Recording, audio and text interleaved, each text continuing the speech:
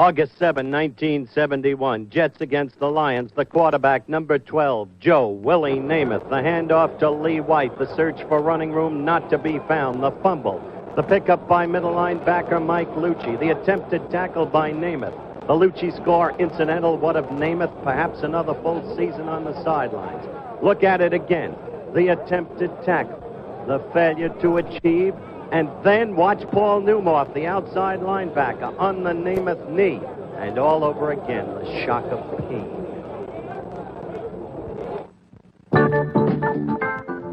15 seconds to air. Stand by, all cameras. Ready with slow motion and isolated cameras. Stand by, videotape, and roll tape. And tape is rolling in less than 5, in 3, 2, 1. Take tape.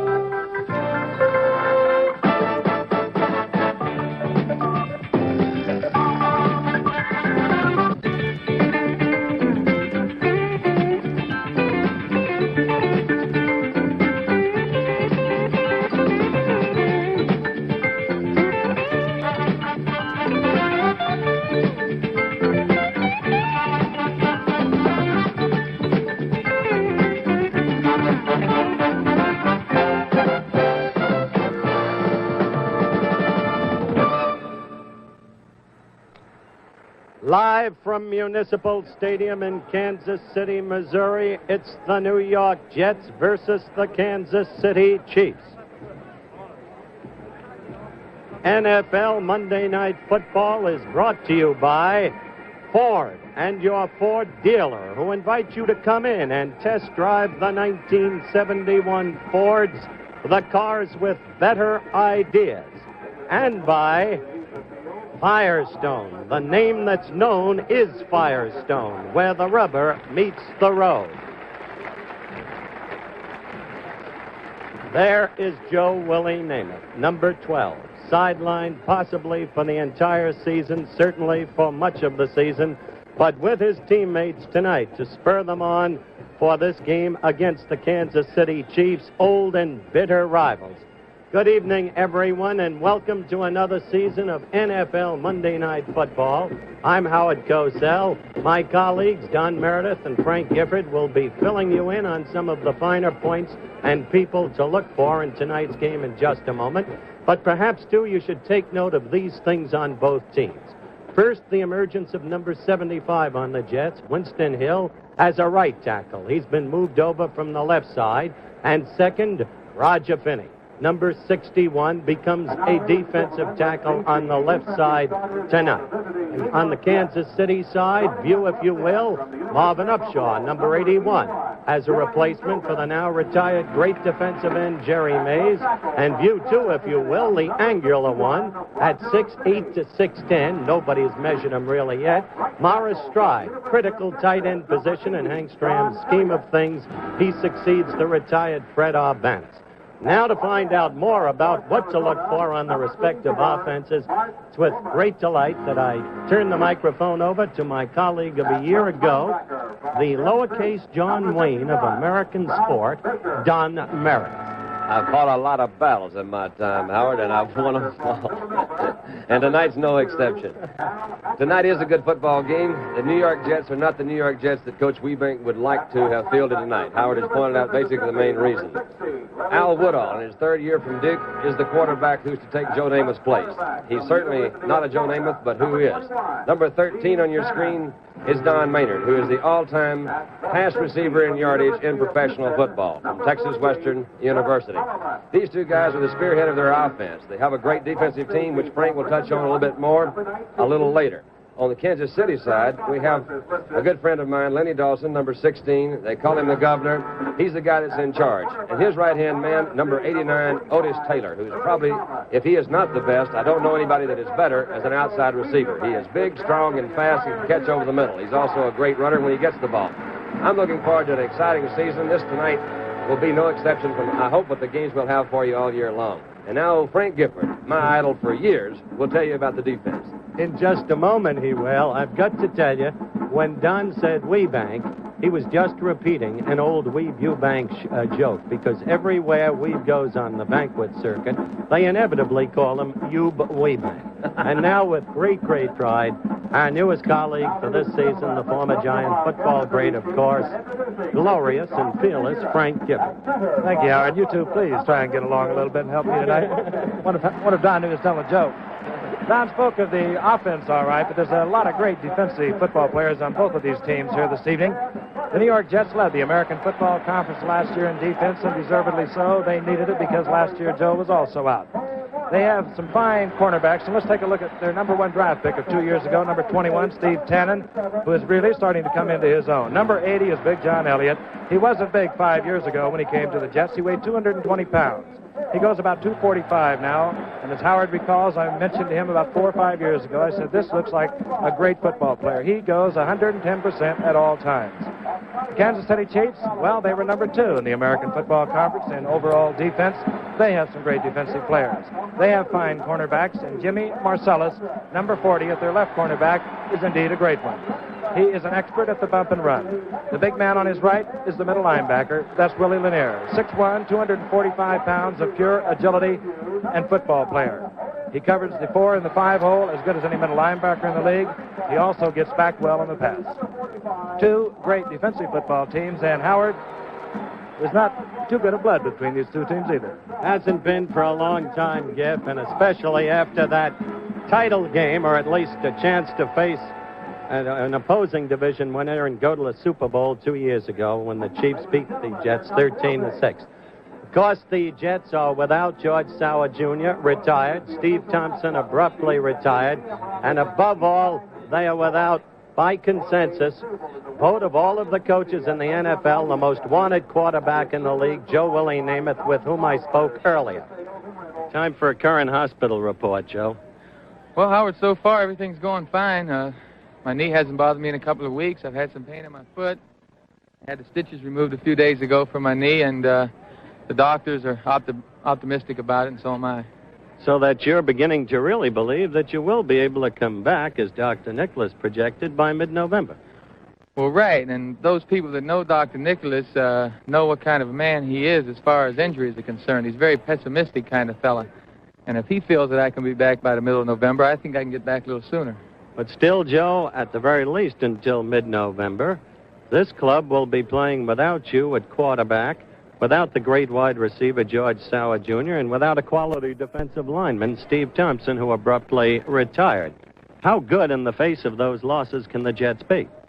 Well, I don't know, Howard. I don't think anybody can really tell how well we'll do until actually we get underway. But there's no doubt about it. Losing Sauer and more recently Steve Thompson as a tremendous blow to our team as far as personnel is concerned. But the coaches are optimistic, which they have to be. The team's optimistic, which that's the only attitude to have, and we just have to overlook what problems we've had and try and correct them. Not overlook them, but correct them and go from there. Quite candidly, is the Super Bowl dream gone? Oh, no. The only time that Super Bowl dream is gone is when you're definitely eliminated, and we're sure not eliminated yet. We got 14 weeks of the regular season, and anything can happen. I remember last year when the Baltimore Colts played these Kansas City Chiefs and got just about humiliated. 44-24. It was a Monday night game on ABC. That's right, a Monday night game on ABC, and you saw what the Baltimore Colts did later. So football being a kind of game it is, anything can happen. Final question, relative to tonight's game against Kansas City. You've often said there's no team tougher to prepare for than Kansas City. Why? Well, if you look at Kansas City, personnel-wise, defensively, they're outstanding. Last year, I think they played six members on the All-Pro team defensively, which, of course, the New York Jets can't quite accept because we led the league in defense. We kind of feel we got the best defense going. But they are hard to prepare against because they have so many outstanding individuals, and they're just a good, hard-hitting, good football team. It's good to see you, my friend, and you're looking much better than you did in the hospital. I hope you get back in November, and in truth, I think every football fan feels this way. Your loss is not to the Jets, but to professional football. Good luck to you. Thank you, Howard. I hope I'm back soon. We'll be back with the opening kickoff in just one moment.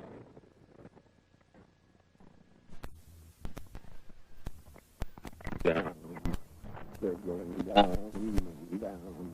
Tour prices to Australia, to me, down $100 or more. And all because of Qantas. Down, down, and down. I hate Qantas. Some name Qantas. There may never be a better time to buy a new car than right now. There are three very good reasons. First, prices are frozen. New car prices will be based on 1971 levels until November 12th. After that, it's anybody's guess. Two, the proposed repeal of the federal excise tax. If Congress enacts the president's proposal, the price of a new Ford, Lincoln, or Mercury automobile will drop an average of about $200 a car. The repeal is expected to be retroactive to August 15th. And three, this is the traditional time of the year when Ford and Lincoln Mercury dealers offer clearance prices on the cars they have in stock. There may never be a better time to buy a new car. To help you when you do, Ford Motor Company has written a book. The book is called Car Buying Made Easier. You see, Ford figures if you become a smarter car buyer, they'll get their share of the business.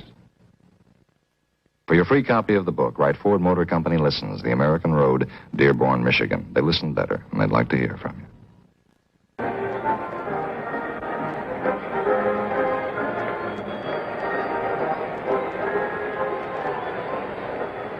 You're looking at Bobby Howfield, who will get this game underway, the kickoff man for the New York Jets. Bobby Howfield, who will be handling the place kicking and the kicking duties, and going deep is number 32. This is Tony Esposito and Bobby Sensabaugh, brother Mike Sensabaugh. Correction, we've had a number change. Mike Adderley has gone deep for the Jets. Bobby Howfield to get the game underway. Off the side of the foot. And Sensabaugh will let it go out of bounds. That will be a 5-yard assessment against the New York Jets. The ball being back now, coming back to the 35-yard line. And as they bring it back, we look deep at Mike Sensabaugh, All-American from Ohio State, Mike Adamley from Northwestern, both young rookies with good chances to make this ball club. Bobby Howfield setting it up again, 5'9", 180 pounds.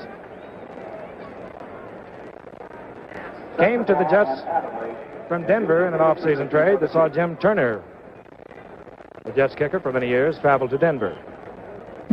All right, we'll underway again. Sensabaugh at the 5. Sensabaugh pounding over the 33-yard line, where John Mooring is there, along with number 46 of the Jets, Rich Souls. So the Jets will take over, and as you are probably well aware, there have been many changes here this evening, but we are seeing a veteran Kansas City Chief team opening up this ball game. Lynn Dawson, the quarterback. And you saw Bobby Howfield kick off just the way Weeb Eubank doesn't want him to. First and 10 from about the 32-yard line. Lynn Dawson moving Frank Pitts to the left, Otis Taylor to the right. And Dawson wants it deep already. Taylor has the ball in the crossover. Otis Taylor over the 50-yard line, where he's dropped by Gus Holloman. I love to see it. Open it up. Let's get it going. Otis Taylor. You see it here on the split screen. Makes a fake into the backfield. Otis Taylor coming in from the right end position, number 89, coming across. It's a crossing pattern. The thing that's helped this thing out more than anything else is old Lenny had lots of time to throw. Otis was wide open, came across the middle, and this guy can run. Can't believe that one man got him.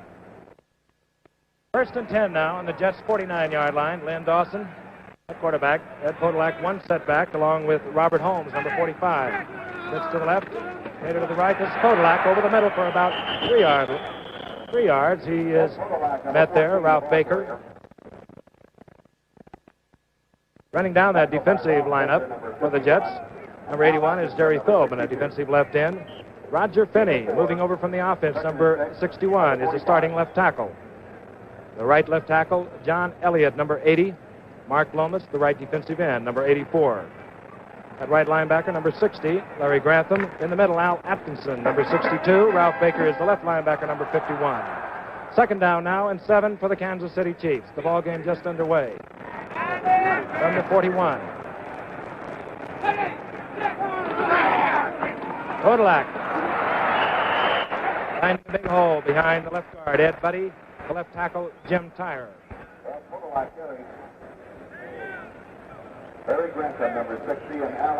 It'll be short of the first down, just short of the 40-yard line. Third down, and now about 2. Ball spotted at the 40, third and a 1 yard.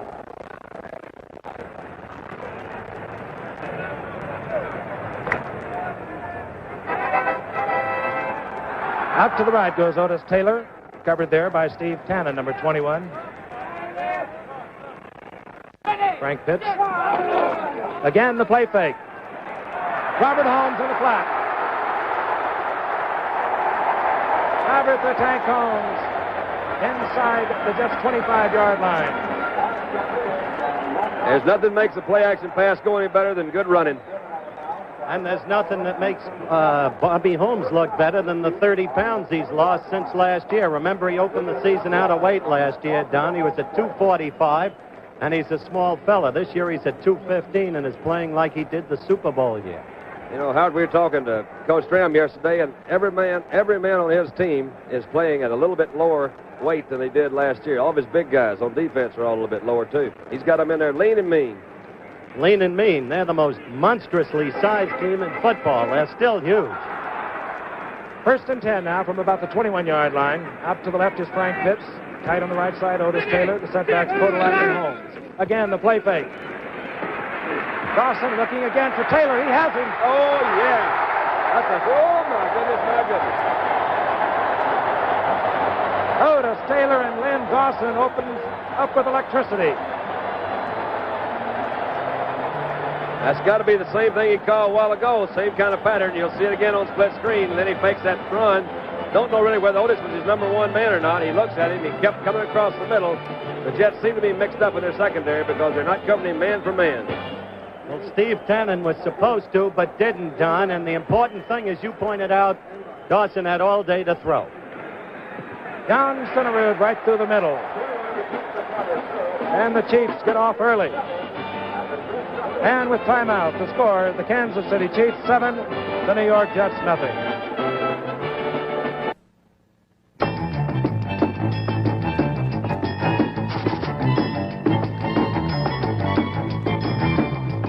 You said you wanted to uncomplicate your life. Remember? Start now with the Schick injector system. We designed it for better balance so it's more maneuverable, easier to control, because we believe a good, clean shave should be a simple, natural act. Schick injector system. Simplify. For viewing pleasure, it's a miniskirt. But for driving pleasure, it's Firestone's new mini sport tire for import cars. The tire that's style for foreign cars, but engineered for American highways. Get the comer on performance. Firestone Mini Sport. Whether your bag is the country lane or the open road, you're ahead with Firestone. Available in sizes to fit almost all foreign cars.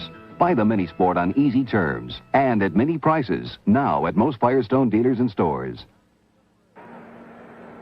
Jan Stenerud getting ready to kick off. Lenny Dawson in 5 plays, moving the Kansas City Chiefs to a 7-0 lead over the New York Jets. Deep for the Jets, number 27, Phil Wise, and number 22, Vern Studdard.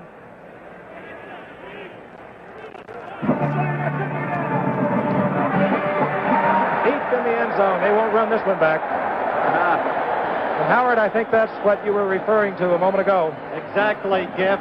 Kansas City started its drive with field position because Bobby Howfield didn't get off the kind of kick that Eubank expects from him all year long. So the Jets will take over now, 1st and 10 on the 20-yard line. At quarterback, Al Woodall, replacing the injured Joe Namath. There's Joe. A sad story. Joe came to camp fully dedicated to playing football this year.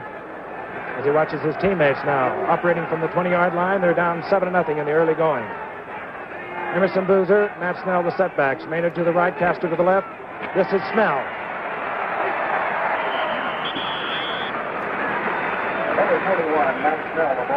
Snell should be watched closely by the viewers around the country tonight because he comes off that Achilles tendon surgery.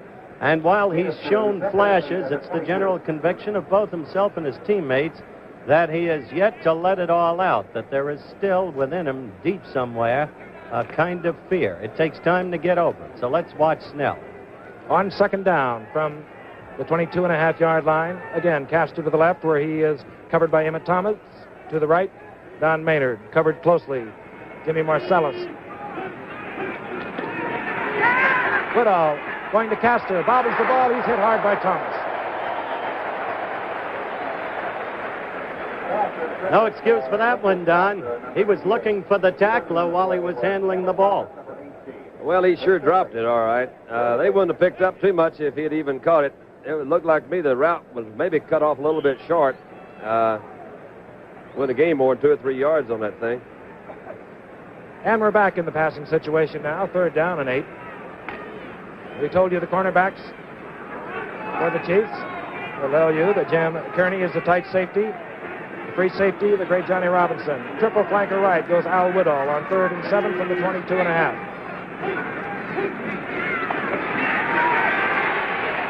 Going deep, way too deep, and Johnny Robinson, the free safety, just about shags that one. Robinson was wide open. Of course, he was throwing to Maynard. I don't understand how those guys play on that close. And man, they are getting a lot faster. That Marcellus has got great speed. He was right there on him, and he ran with him all the way. The ball was way overthrown. And we are looking at Gerald Wilson. And what a fine punter he is. Excuse me, this is Steve O'Neill. On 4th down, he'll be kicking from about the 15-yard line, getting off a good kick.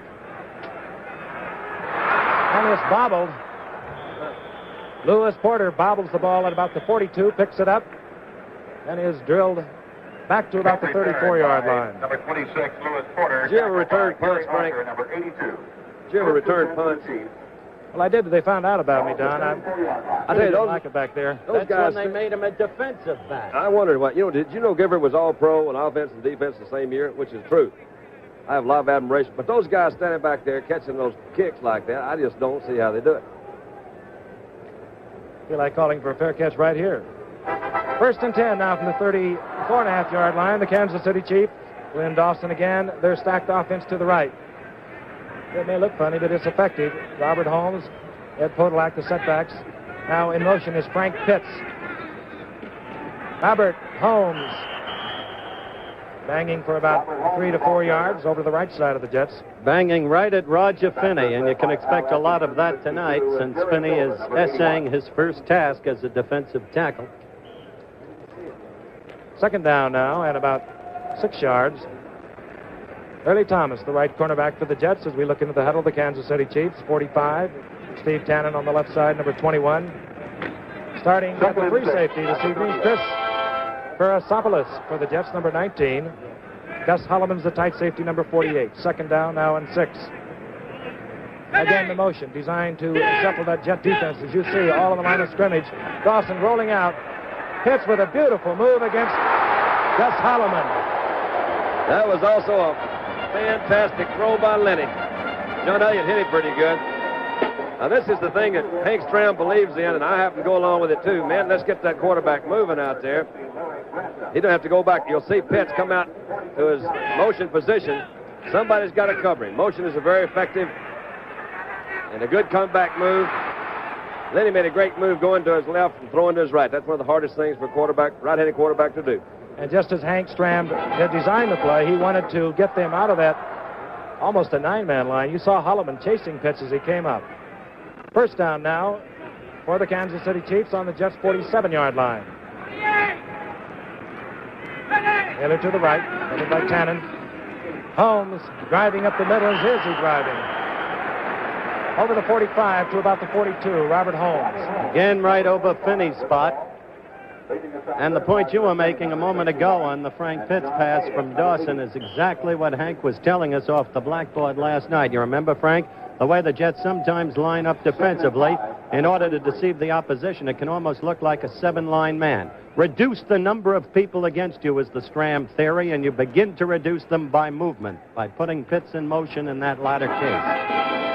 And Lenny Dawson is reducing the Jets. He is 4 for 4, 75 yards. Second down. Out to the right goes Otis Taylor. Bump and run for the Jets. Tannen up on Taylor. To the right, Early Thomas up on Frank Pitts. And they talked this one over a little too long. Well, You see old Jim Tyre, he says, don't you hit my quarterback. That's where my money is. He was keeping him off of him. Atta boy, Jim. Could be a long evening for Jerry Philbin against Jim Tyra, I'll tell you.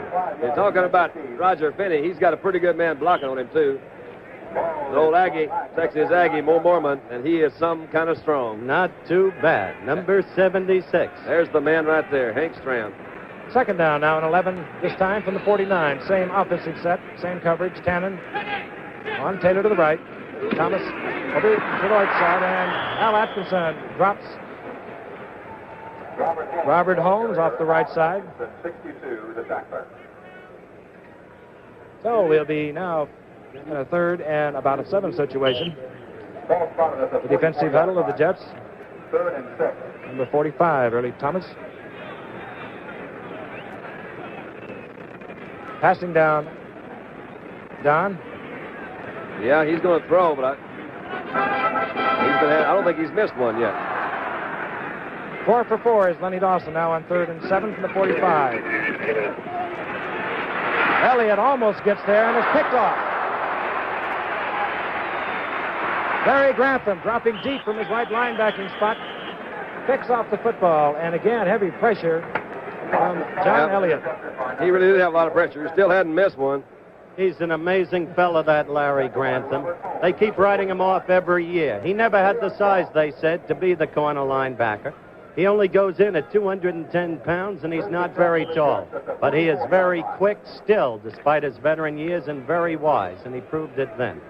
A lot of folks may wonder who he's calling. He's not calling home to talk to Mom and Dad. 1st and 10 now from the 44-yard line. Al Woodall directing the Jets' attack. Maynard to the right, Castor to the left. Snell fighting for yardage over on the right side. Matt Snell runs into a lot of company over there. Bobby Bell coming all the way from the left side. Also over there, Aaron Brown, Big Buck Buchanan. Tackles for the Kansas City Chiefs. Number 86, Buck Buchanan on the right side. Curly Culp, 61 on the left side. Marvin Upshaw is the defensive left end. Aaron Brown, as we mentioned, the right defensive end. In the middle, Big Willie Lanier at the middle linebacking spot, 63. 78 is Bobby Bell on the left side. On the right side, Jim Lynch. 2nd down now and 8. Castor to the left, Maynard to the right.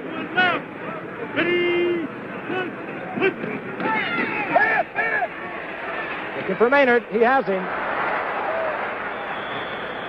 Don Maynard beating Jim Marcellis. Maynard, you take over on the split screen coming up, if you will, Don. Well, number one, it's a heck of a throw by Al Woodall. He goes back, he sets good. You'll see Maynard coming in on the right side of your screen. He just gives an outside move. It comes across the middle. Marcellus was off of him a little bit, but that pass was right on the money. Caught him in a man-to-man coverage. You saw the 4 men rushing pretty strong, so he beat him man-to-man. And the quick point I wanted to make, Frank, was Maynard has beaten Marcellus in the past and has great confidence against him. 1st down and 10 for the Jets on the Kansas City Chiefs, 34-yard line. The Chiefs out in front, 7-0, midway through the first quarter. Woodall again lobbing one. This time the bump and run effective by Jimmy Marcellus against Don Maynard. Maynard complaining to the officials that it was a little more vigorous than just bump and run. And a little later in the show, Don is going to explain pass interference. No question about it. Okay, Al Woodall steps into the Jet huddle on 2nd and long yardage. The Jets, not a big red dogging team, but when they do red dog, they like to come on 2nd and long yardage. Castor goes to the left to be covered there by Emmett Thomas. Number 18 to the right is Don Maynard, and you see how tight Marcellus is up on Don Maynard, the bottom of your screen. Second and 10. Out it goes to Matt Snell under a lot of pressure. Yeah, that one really gets tough, Frank. They didn't block old Upshaw as he came in there, and they were trying to run a little quick screen out to the side. Flag is down. Dave Herman. Jim Lynch dogging from his right side. When you send those backs out of the backfield, Don, you should keep your backs in. That's the way I always looked at it. Get all the help you can get, Frank. Kansas City. Defensive holding. Automatic first down. New York Jets on the Chiefs' 23-yard line. And coming into the ball game, Lee White, number 34. Out goes Matt Snell. This is make-or-break night for Lee White. The Jets are loaded with fine running backs, and they're getting near the next cut-down day. On first and 10, both wide receivers. Castor, 88, Maynard, 13, come to the right. The tight end, Lamons, is to the left side. The backs are split. Lee White, Emerson Boozer. Lamons appeared to be offsides. Flags, whistles.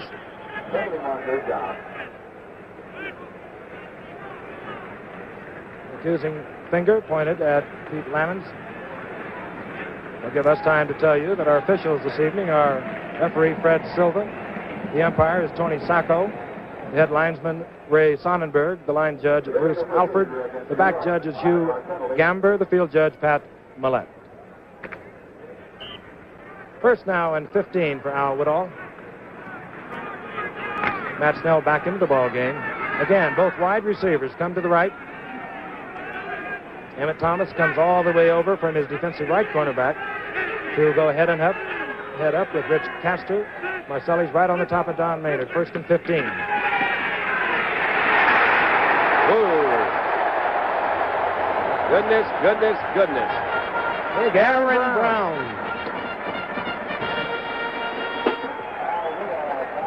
Memories of Joe Kapp in the Super Bowl, Frank. Aaron Brown. What a football player. Had an off year last year, but Hank says this year he is the Aaron Brown of 2 years ago. He played hurt a lot last year. Exactly so. Leg trouble. I'll try to keep you straight on some of those details, Howard. I'm pretty good on those details. Don, we're counting on you for a long season. I know you are. Second down and 27 yards for Al Woodall. The Chiefs well aware of pass, but still their cornerbacks up tight. Maynard to the right for the Jets. To the left is Castor. The draw play to Snell. Didn't fool anyone. Willie Lanier. What else are you going to call on second and 27, Don? Well, I think I'd ask Namath. If I was Woodall, that's what I'd have done. You got to call a draw or something, Frank. They're going to give you some holes in the middle usually. Try to cut across the middle. That's a dangerous place to throw it. That's where most of them picked off because you got those linebackers to throw over, and those backs play for those things coming across the middle. But they usually protect deep. So you see a lot of draws on third and long, or you usually see a lot of turnovers on third and long. Turnovers being interceptions. Third and make it 27 for Al Woodall. Maynard comes to the right, Castor to the left. Tight end Lamons to the right. Good protection thus far. Curly Colt. The Woodall is free. I hope we can show you that one again, folks. I would think that was extraordinary with absolutely no result. Marvin Upshaw finally bringing Al Woodall to the ground, and he was twisted around like a pretzel. You can say that was extraordinarily ineffective. Exactly so, Don. Marked improvement in your vocabulary this year. I tell you, Howard, working you the year, NFL, what I can do another year or two. O'Neal back to do the punting for the Jets. That's pretty. It'll be high. Sensible at the 10, and he's going to let it go, hopefully. And it got into the end zone. Beautiful diving effort there. O'Neal punt into the end zone for an automatic touchback. And with timeout, the score is the Kansas City Chiefs, the New York Jets, nothing. Come, Sancho, let us quest for the world's highest octane gasoline. A glorious quest. Forsooth, is the gasoline with the highest of octane available here? Regretfully no, O'Don. Courage, Sancho. We shall prevail. Glorious. Have you the highest octane gasoline at any station? But of course. You do? Doubtlessly, 'tis Sunoco 260. Truly? Truly and verily. And observe, noble sir, Sunoco's custom blending pump blends 260 into every gallon of premium, middle premiums, even regular. Even regular? Surely you jest. I jest not. Every gallon from regular up gives you 260 action. Glorious. So even your car can burst forth with all the power built within. Sancho, our quest is ended. Glorious. Get Sunoco 260 Action. Action to be used, not abused. 3 minutes and 21 seconds remain in the first period here in Kansas City. The New York Jets, the Kansas City Chiefs. Score, the Chiefs, 7-0. The Chiefs with the first and 10. As you see, Lenny Dawson has had some football career. Dawson remains at quarterback. Quarterback at home, the running back. Dawson remaining at quarterback. Wendell Holmes replaces Podolak.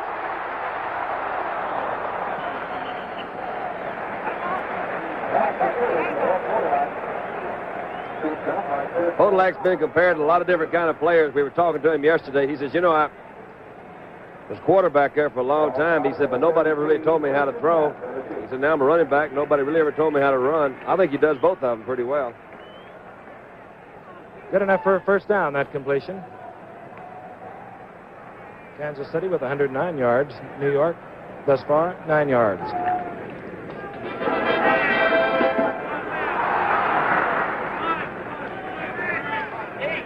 The triple flanker right on first and 10 from the 34-yard line. And here comes Pitts back in motion. He'll be picked up by Holloman. The ball goes to Holmes. And Holmes battling over the 35-yard line. Robert Holmes, number 45, with the ball. And the last man getting up was Roger Finney, number 61. Kansas City has gained 113 yards net unofficially to this point. The Jets only 9. In perspective, one rarely sees a team move the Jets defense the way Dawson and the Chiefs are doing it tonight. On second down, make it a long 4. Out to the left is Pitts, covered there by Early Thomas. To the right, Taylor, covered by Tannen. The draw play. Podolak over the 40 to about the 42-yard line. Dropped in there by Larry Grantham.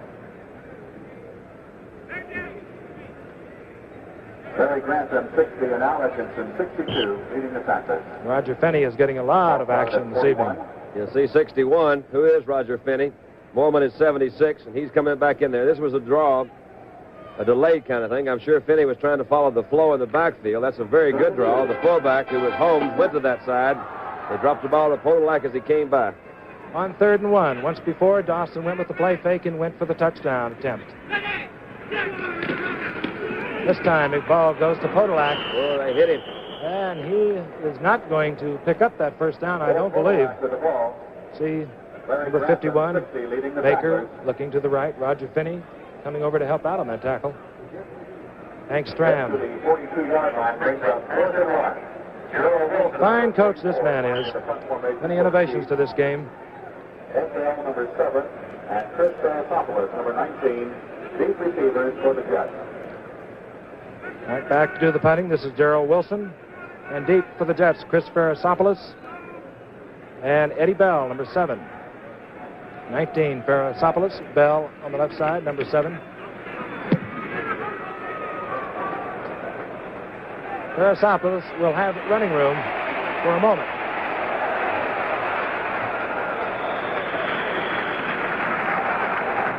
Parsopoulos up to just about the 20-yard line. And with timeout, the score is Kansas City 7, the New York Jets nothing. George Davies, 60, Robert.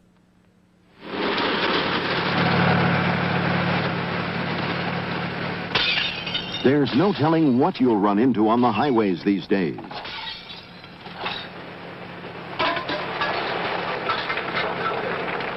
But this new Firestone Superbelt tire has strong cords for extra long mileage. Strong sidewalls for extra long mileage. Strong bonding of the tread to the body of the tire for extra long mileage. Superbelt from Firestone. Test after test shows it can give you far beyond the mileage of ordinary non-belted tires. Longer mileage because Firestone Superbelt is double belted. Belted twice to make it twice the tire. Superbelt from Firestone, the mileage specialist. Wayview Bank, he's won championships in both the old AFL, the NFL with the Baltimore Colts. A truly great record. Hank Strand, the Super Bowl champion in 1969. Has brought many, as I said, innovations to this game. As the Jets take over 1st and 10 on the 20-yard line, their own 20. This is Matt Snell behind Herman, Dave Herman, the guard, 67. Matt Snell, number 21. Coming up hard is Johnny Robinson from his free safety spot. You'll note, Frank, in the Jet scheme of running things, Snell invariably carries to the left. They have yet really to give the ball to Emerson Boozer, who usually runs right. Dr. 1320. Second down. And we'll make it a long 7 yards for Al Woodall as he puts Castor to the left, Maynard to the right. Lammons, the tight end, is on the right side.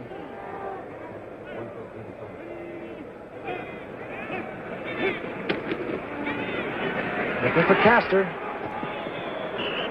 And back there to help out Emmett Thomas was Jim Lynch, number 51. And what a fine linebacking group this Kansas City Chief has. They're so physical on defense, they're overwhelming. Did you see Curly Culp break through there, Don, number 61? I saw him yesterday when I shook hands. I assured him one more time that I was retired. He is really something else. And we'll see them again on the passing situation for Al Woodall, number 61. Curly Culp, 86. Buck Buchanan. Aaron Brown, 87 at the right end. Marvin Upshaw at the left end, number 81. Out to the right comes Maynard. Covered by Marcellus. To the left, Castor. Covered by Emmett Thomas. Chiefs in their stack defense. There he is, Curly Culp. Curly Culp, Buck Buchanan. And they, as Howard put it, are very physical.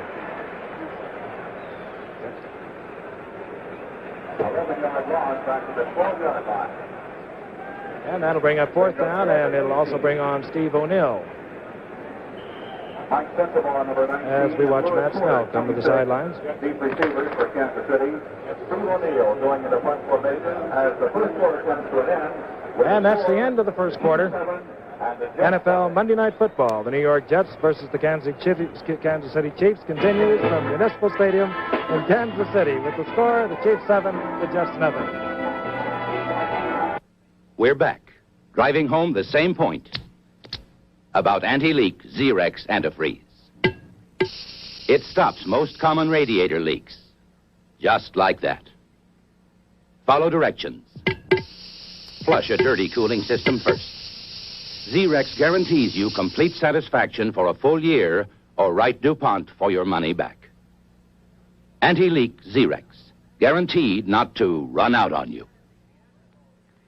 Man in the Neanderthal period, the Cro-Magnon period, and the all-wet period. Note the slick-down hair.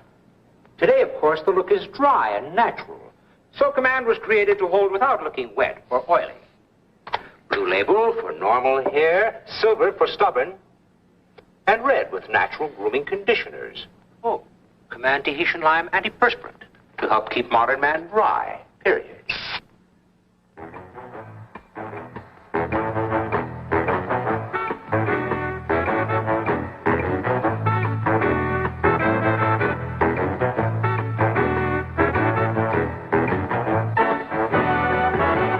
I'm Len Dawson of the Kansas City Chiefs.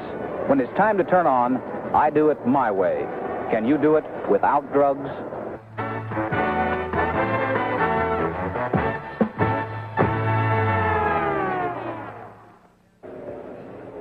Deep for Kansas City to take the kick of O'Neill of the Jets. Number 19 is Mike Sensabaugh, the rookie from Ohio State. Number 26 at the top of your screen, Lewis Porter. And kicking from his end zone, Steve O'Neill.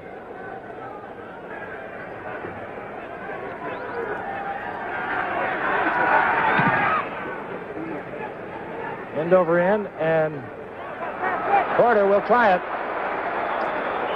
Porter was going the wrong direction. Bill Zapalak barreling down on Porter. Tackled by Bill Zapalak, number 53. Zapalak's University of Texas boy. His dad's a coach down there. He's quite a football player in college. Kansas City takes over on the 37-yard line. Again, good field position for Lynn Dawson, who remains in this football game. First and 10 at the 38-yard line. Dawson sends Taylor to the right.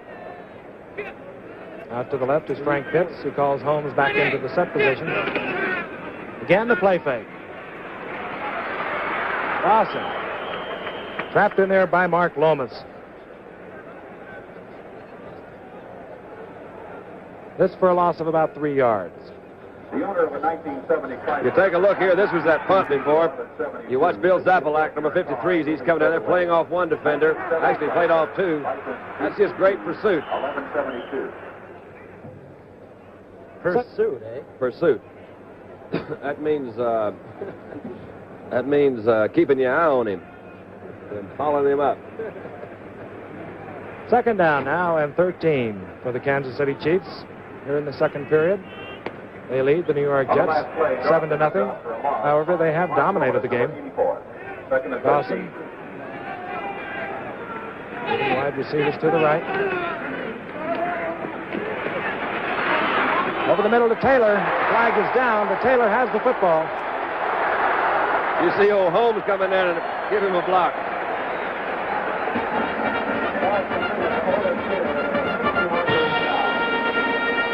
Old Lenny kept his cool in there pretty good, too, because he had some pressure. Again, I don't think he really intended to go to Otis Taylor.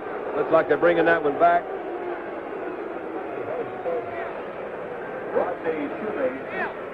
And that game will be nullified. Offensive holding, Kansas City Chiefs. Number 17 in the ball game now for the Kansas City Chiefs is Elmo Wright, the number 1 draft pick from the University of Houston, and what a fine collegiate career had Elmo Wright. Second and 13 at the 34. As you look at the first quarter stats there, I mentioned the fact that Elmo assured me yesterday that he would wear number 17 with a great deal of pride. On second down now, Dawson looking over the middle, and he is again caught by Mark Lomas. This time back inside his 25-yard line. Suddenly they're beginning to get to Dawson. But did you notice on those stats a moment ago, Frank? The Jets are minus 18 yards rushing. This is the team that ran for 233 against the Giants a week ago. So that Kansas City defense is something. Big people. Third and 25. Third down now for Lynn Dawson, and some 25 yards for a first down.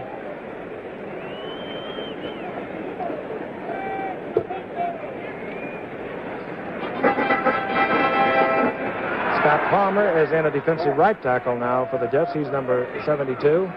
Dawson. Taylor to the right, Pitts to the left. Kodalak in trouble. Finney, Roger Finney, busting through. That's going to make Roger feel a lot better because he faces a difficult assignment tonight.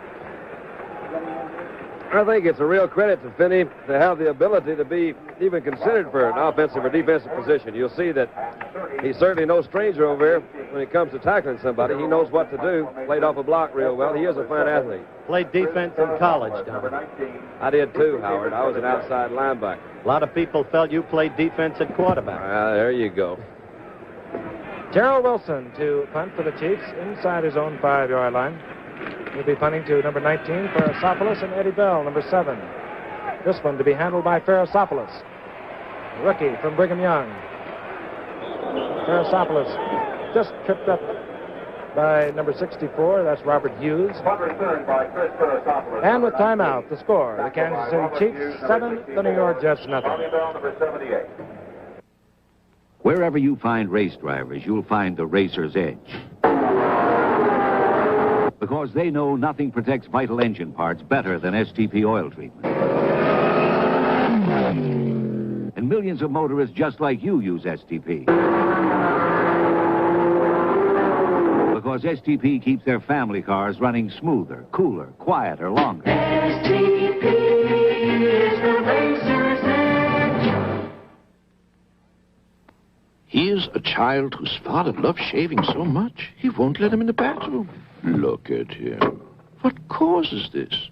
Only Schick Super Chromium. It's so comfortable you'll actually look forward to your next shave. Your boots need polishing. Sorry, sir. Your buckle needs shining. Sorry, sir. And you need a shave. Thank you, sir. Thank you. What makes the soldier so happy? Only Schick Super Chromium. It's so comfortable you'll actually look forward to your next shave. Al Woodall in the Jets huddle. The Jets taking over on their own 49-yard line. And we have seen the Kansas City Chiefs, number 1 draft pick. Right, and we will now look at John Riggins, the number 1 pick for the New York Jets. To the left is Castor, to the right is Maynard. John Riggins, number 44, University of Kansas All-American. He has the football, and he gets through Bobby Bell and runs into Willie Lanier over the sidelines. Number 44, John Riggins, driven out of bounds by Willie Lanier, number 63. They know Riggins in this part of the country, Giff. He broke all of Gail Sayers' rushing records at Kansas. Kansas City 47-yard line, 2nd and 6. Willie Lanier, number 63. I think there is no better middle linebacker in football than Willie Lanier. You'll see him play off. He didn't even slow him down. Great lateral pursuit. And Riggins is no small boy himself. 233 pounds, John Riggins, and is now 2nd and about 6. Woodall looking to pass. He wants Castor, and he has him.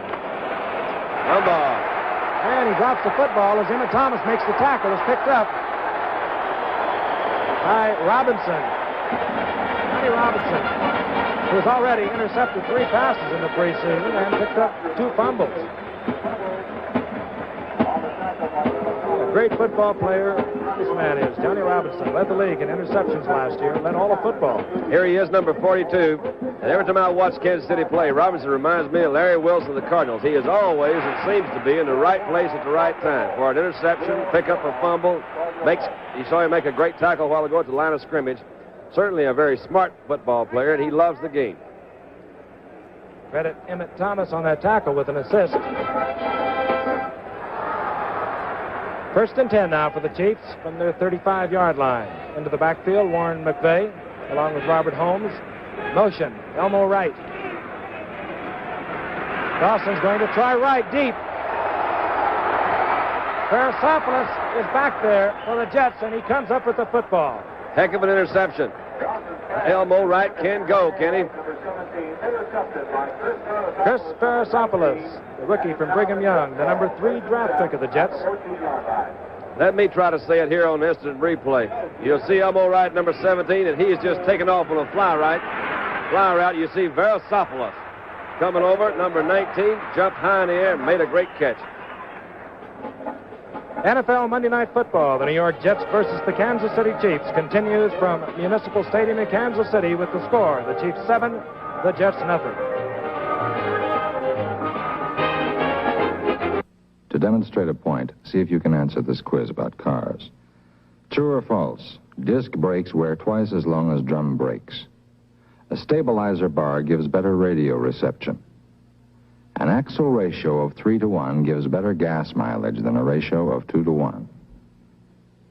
The answer to all 3 is false. The point is, to be a smart car buyer, you have to know a lot more than you used to. So Ford Motor Company has written a 2-part book. It's called Car Buying Made Easier, not easy, easier. Part 1 is all about cars in general. Part 2 is biased, because it's about Ford, Lincoln, and Mercury cars, facts, figures, and specifications. Look, Ford Motor Company wants your business. They're convinced that if you become a smarter car buyer, they'll get their share. To get your free copy of the book, Car Buying Made Easier, write Ford Motor Company Listens, The American Road, Dearborn, Michigan. They listen better, and they'd like to hear from you.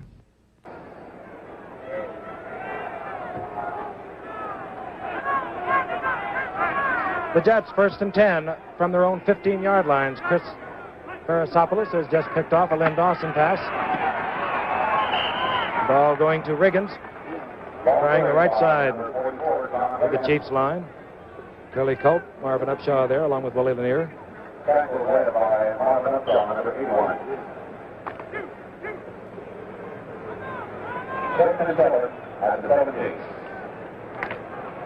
Second down now and 7. Woodall sends Castor to the left. He's covered by Bennett Thomas. To the right goes Maynard.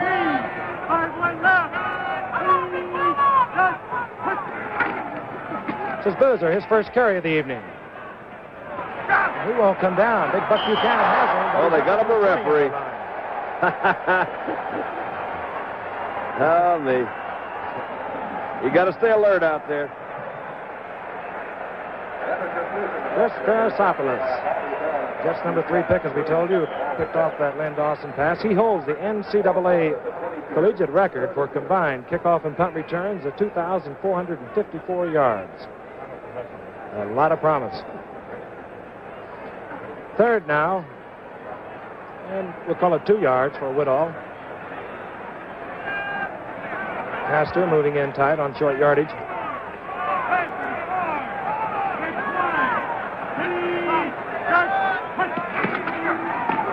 Boozer. Oh, and he squirms through a hole, picking up the first down up over the 25-yard line.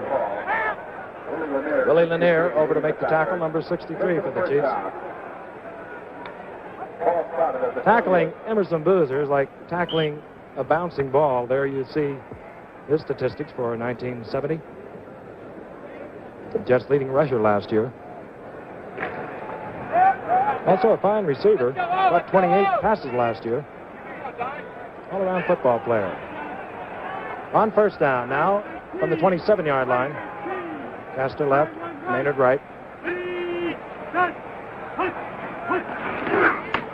Riggins right up the middle.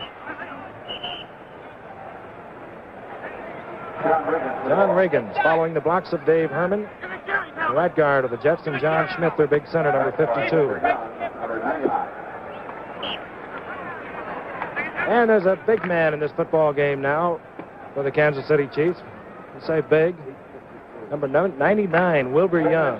Came to camp at 305 pounds. He's a defensive left end, replacing Marvin Upshaw now. 6'6". He's down to about 285 now. Second and 6.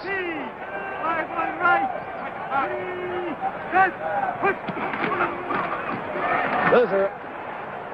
Flag is down. Emerson Boozer carries the ball. Wilbur Young, number 99. Bobby Bell there to take care of Boozer. Joey Simmons called the stadium operator. The discussion with Willie Lanier indicating the penalty will be against the Jets. Woodall, number 18 for the Jets, looking on.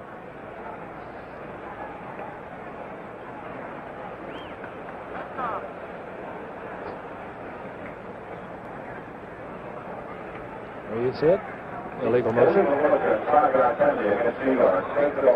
There's big Wilbur Young. 6'6". He's down to about 285, as we mentioned. He came to camp at 305. He told Don and I yesterday that that's the lightest he's been since he's been in high school. From William Penn, Oskaloosa, Iowa. Second down and 11 for the Jets from their own 21-yard line. They trail 7-0. 8 minutes, 29 seconds remain in the first quarter. And he dumps it off to Riggins. Willie Lanier is there, and that is trouble. John Riggins on the pass, tackled by Willie Lanier, number 63.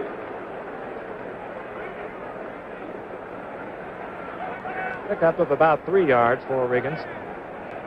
That Riggins is 6'2", weighs 237 pounds, and ran a 9.9 when he was in high school. Little tidbits of information I'm passing along to you there. Third down now for Al Woodall. Maynard going out to the right to be covered by Marcellis on a passing situation. To the left is Castor. Working from the hash mark is Woodall. He puts Lammons, his tight end, to the right. Lammons will be covered by Jim Kearney as the Chiefs, as you see, faking the blitz. And Don Maynard draws the interference call from Jimmy Marcellis. All right. Are you ready for this?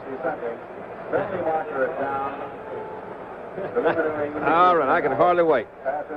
Pass interference. Here it is. You'll see Maynard. You see him push him right there. All right, he's pushing him again. Now, they call that pass interference. Now, with the help of my good friend Howard, I will read to you. It is interference by either A or B when any player movement beyond A's line hinders the progress of an eligible opponent in his attempt to reach pass, except such incidental movement or contact which may occur when two or more eligible players make a simultaneous bona fide attempt to catch a bat ball. This restriction ends for both teams when pass is touched. That's pass interference. I'm sure you all have that. First and 10 for the Jets from their 41. Riggins with the football. Ooh, he moves. Riggins. Dropped by Jim Lynch. On that pass interference call, the defender can hit the receiver. Yeah, but now that everybody understands it, Frank, everybody understands that, and we'll take a look at it again. But not when the ball is in the air. Now, don't start confusing everything, Frank. Took me 2 years to do that. Second down now and 5 for Al Woodall. 101 yards thus far for Kansas City. 43 for New York. John Riggins. Castor's left, Maynard's right. This to Castor. Safe. And sliding out of bounds just over the 50-yard line. Emmett Thomas up to defend. As you saw, just short of the first down. Castor is fighting with himself, Frank. He's dropped a lot of passes in his tenure with the Jets. He's still very young, has marvelous size, marvelous speed. Most pro scouts think he will become a very great player. But because of his many drops, he's begun to fight himself and worry a little too much. There he is, Rich Castor. Third and less than a yard for the Jets. They trail 7-0. 6 minutes, 38 seconds remain in the first half. Riggins, and he does hit the 5-hole. Flag is down. I don't know what the penalty is going to be. Excuse me, Frank. I don't know what it's going to be. We're sitting right here. It looked to me as if the defensive safety was offsides for Kansas City. That shows how close they're playing up on the line. I think Kearney was the one that was a little bit across that line of scrimmage. Offsides against the Kansas City Chiefs. Weave Eubank looking on from his vantage point. Or Webank. Either way you want to look at it. First and 10 now for the Jets. On the Chiefs' 45-yard line. Castor goes left, Maynard again right. Lammons the tight end to the right. The play fake. That's Castor. Emmett Thomas deflecting the ball, which would have been caught out of bounds. Really a good defensive move by Emmett Thomas there, Frank. He was playing Castor, who has a lot of great speed. He's big size, good size, as Howard pointed out. You'll see Castor here, number 88, come off the line of scrimmage. That stride, about 5 yards every 2 steps. Emmett Thomas will come into the screen right here, playing him really good and close to the outside. Comes in front. A lot of young defensive backs will try to intercept a ball when they really should knock it away, and consequently they'll miss the interception and it'll be caught by the offensive player anyway. Second down now and 10. Changes for the Kansas City Chiefs. We'll give those to you in a moment. Maynard goes right, Castor left. The Chiefs, as you see, 7 men on that line of scrimmage. Again, the play fake. Whoa. Bobby Bell blitzing. Oh, did he ever. Flag is again down at the line of scrimmage. Goodness. Second and long yardage is a good down to blitz. The down you can look for most all pro football teams who consider the blitz. They have a team in trouble on second and long yardage. They like to increase it.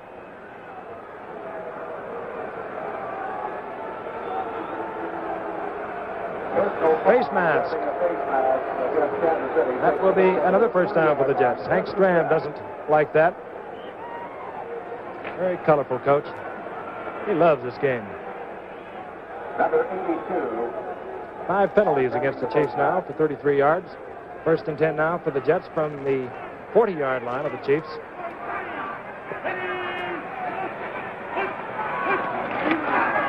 Riggins. That Riggins is going to help this ball club before this year is over. Ed Lothamer is one of the changes we spoke of a moment ago for the Chiefs. He's number 82. Wilbur Young, 99, is the defensive left end. As you see, 87 is Aaron Brown. He's the defensive right end. Big Buck Buchanan, number 86, is the right tackle. A deep defensive team has Hank Stram. 2nd and 6 at the 36. 2nd and 6. To the right goes Maynard, covered tightly there by Marcellus. Left, Castor, covered by Emmett Thomas, just as tightly. Woodall wants Maynard. Oh, that Off was right the fingertips. There. I asked Don Maynard before the game if he minded the bump and run tactics. He said he didn't. He happens to prefer that. And what he didn't recall was a couple of years ago, he caught 9 passes against Marcellus for 147 yards. That's exactly why at the top of the game, Frank, I said that he has beaten Marcellus and Maynard has great confidence against him. Of course, just the fact that he's caught for more yardage than anybody in football will give me a little confidence. Might. Matt Snell back into the game for the Jets. 3rd down and 7. There's Marcellus. Up tight again. Up tight on Maynard. Backs are split. Draw play, Snell. And he drives. 51 there is Jimmy Lynch. Willie Lanier, 63 is there. Bobby Bell. 3 linebackers bring down Snell. He's going to be short. The first down. At the 31. And Bob Howfield, whom we mentioned a while ago, came to the Jets from Denver. Actually, he was brought to this country from England, where he played 12 years of professional soccer. And he was brought by, of all people, Hank Stram of the Kansas City Chiefs. His attempt from about, make it 37.5 yards. Bob Davis holding.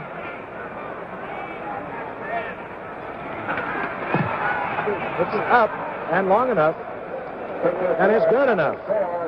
Bobby Howfield hitting from 37 yards out. And with timeout, the score is the Kansas City Chiefs 7, the New York Jets 3. Tijuana Smalls, 10 for the road, baby, for you, maybe you know who you are. You know who you are, Tijuana Smalls.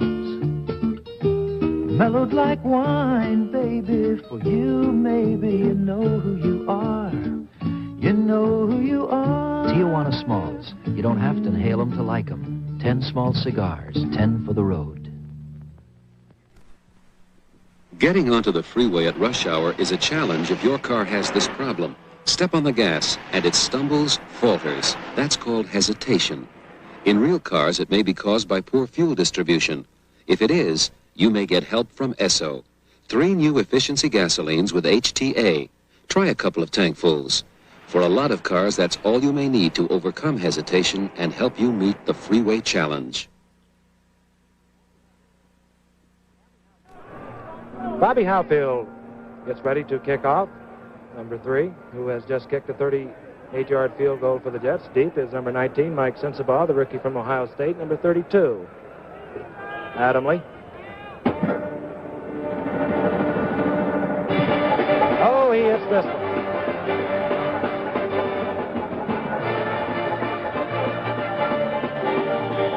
Will not be running that football out. Woodall there, Al Woodall and Joe Namath talking to each other. He's saying, Joe, is this the way it happens every Sunday? No, that's not what he's saying. I'm sure he's getting some help over there. One thing you can be sure of, he's doing the best he can, and that's all you can ask. Almost all you can ask. Chiefs will take over after the touchback. 1st and 10 from their 20. Len Dawson looking over the defense, probably seeing if there are any changes back there.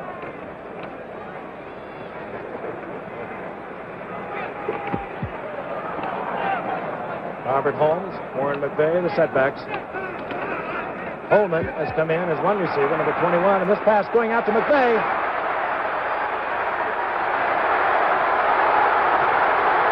Watch out.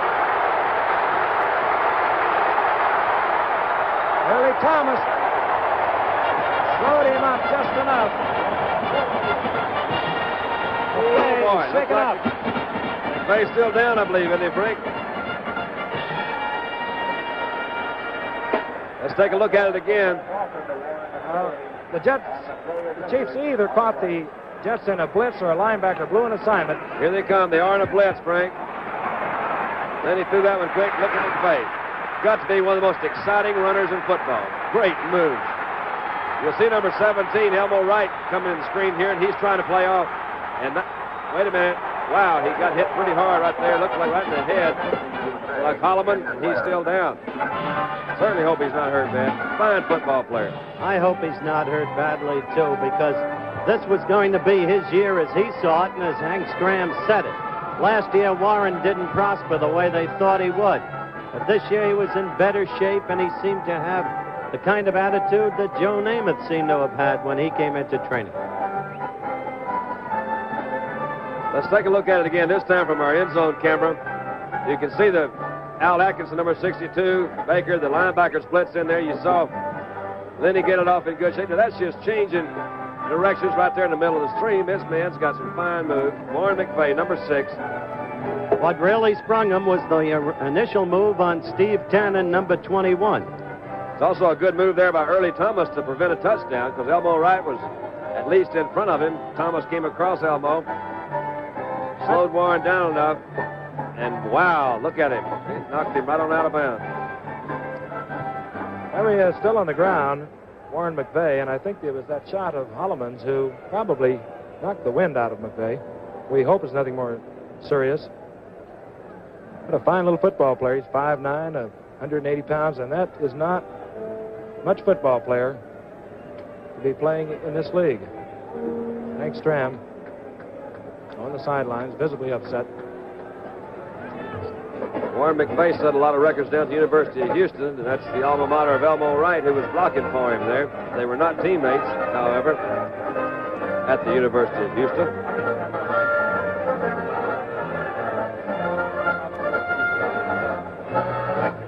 I don't like the look of it, Frank. I don't like the stretcher treatment. You see the medical attention he is getting, talking to his trainer. Well, hopefully we'll have a very early report on Warren McVeigh. 67-yard gain on that play. I agree with you, Howard. I don't like the looks of that at all. Talking to Wendell Hayes yesterday, who, well, he's at least conscious.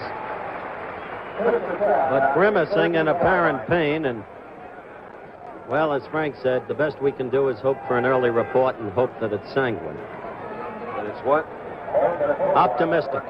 1st and 10 now for the Chiefs. Lenny Dawson at quarterback. Ed Podolak has replaced McVeigh.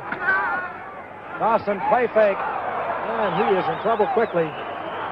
Terry Philbin storming in from his defensive left end position. Did not go for that play fake whatsoever. Dawson trying to go deep to Podolak. Loss of about 7 yards.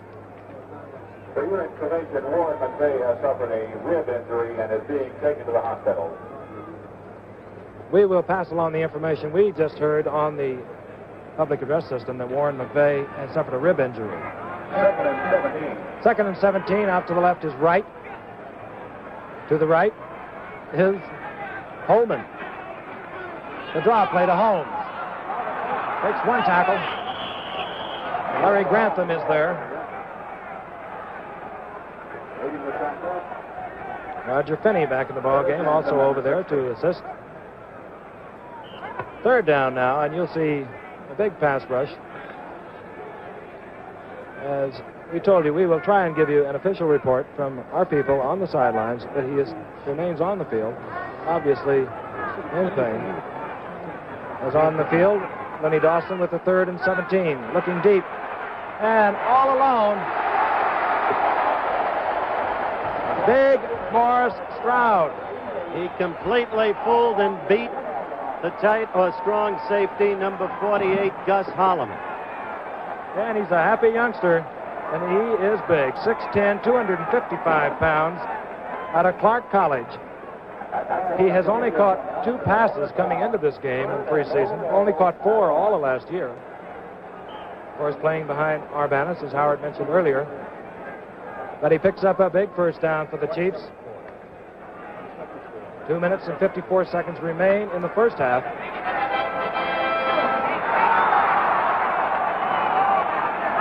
Mark it at about the 1-yard line. Holmes, Podolak the setbacks. Dawson the quarterback. Podolak following the lead back into the end zone at Podolak.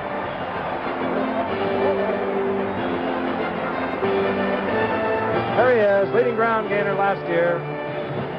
Fine performance, 749 yards on the year. He can do it all, too. He's a fine receiver, and he throws the option.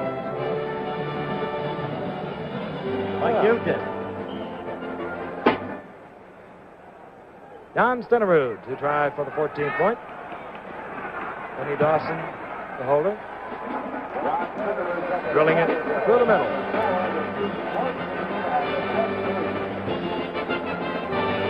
And regardless of your age or your favorite team, if you're a football fan, there will be something of great interest for you at the expanded Pro Football Hall of Fame in Canton, Ohio.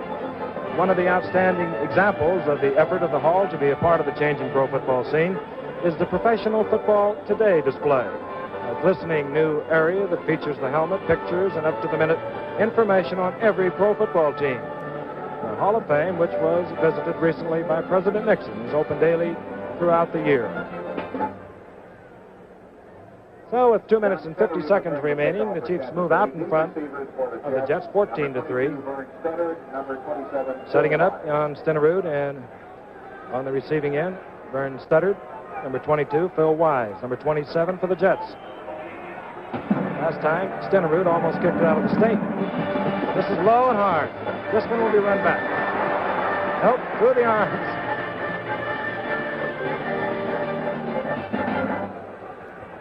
Phil Wise. An opportunity to handle that one.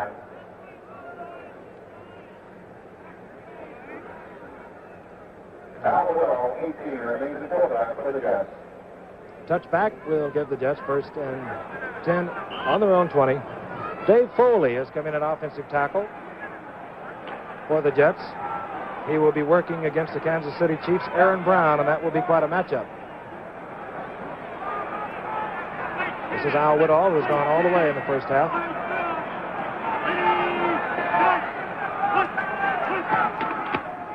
Snell behind the block of Boozers.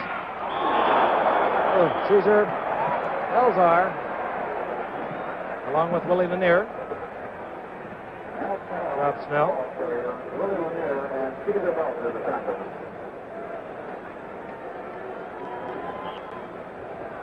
Let's take a look at it again. You're going to see a great shot by this Willie Lanier, number 63, as he came across, and that's what you call putting them down. Goodness alive. And Matt Snell has just limped off the field. Matt Snell did not appear to be seriously hurt, but he was limping, as Howard mentioned. He is replaced by John Riggin. 2nd down now and 4. The Chiefs in their prevent defense. A little over 2 minutes remain. They're looking for the pass. This is Riggins. Riggins pounding for yardage. The big man moving up over the 30-yard line to about the 32. Bobby Bell is there. Ed Lothamer, number 82 for the Chiefs. Bell, 78. Bobby Bell and Ed Lothamer on the tackle of the play. And with timeout, the score, the Kansas City Chiefs 14, the New York Jets 3.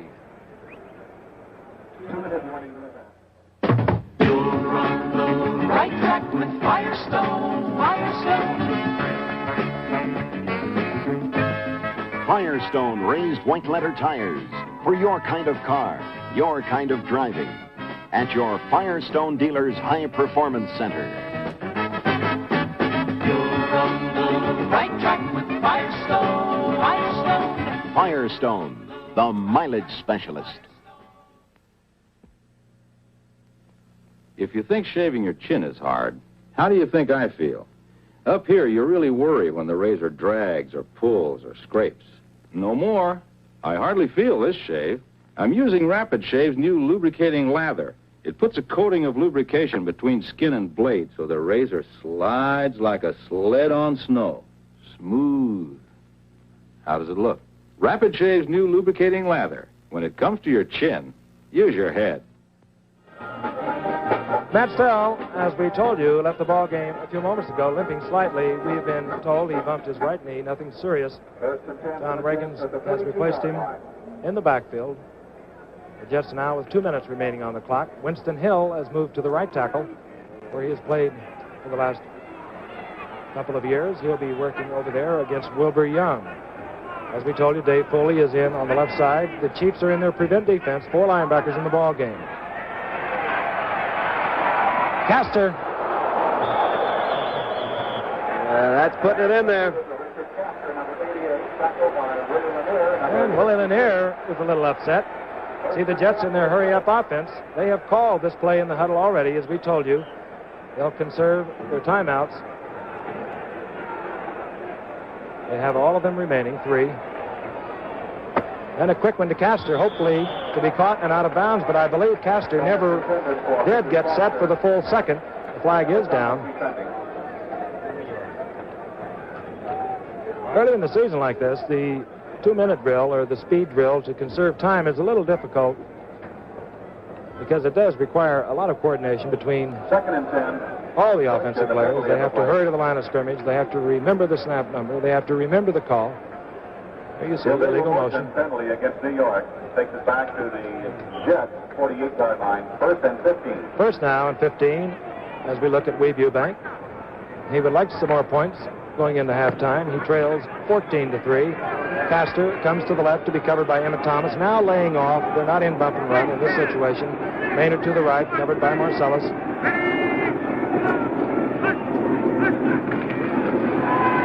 Goodall wants Castor again, and he has him. Same play. Good spot. And the Jets go again with the hurry up, but Castor finding those openings. New York calls timeout.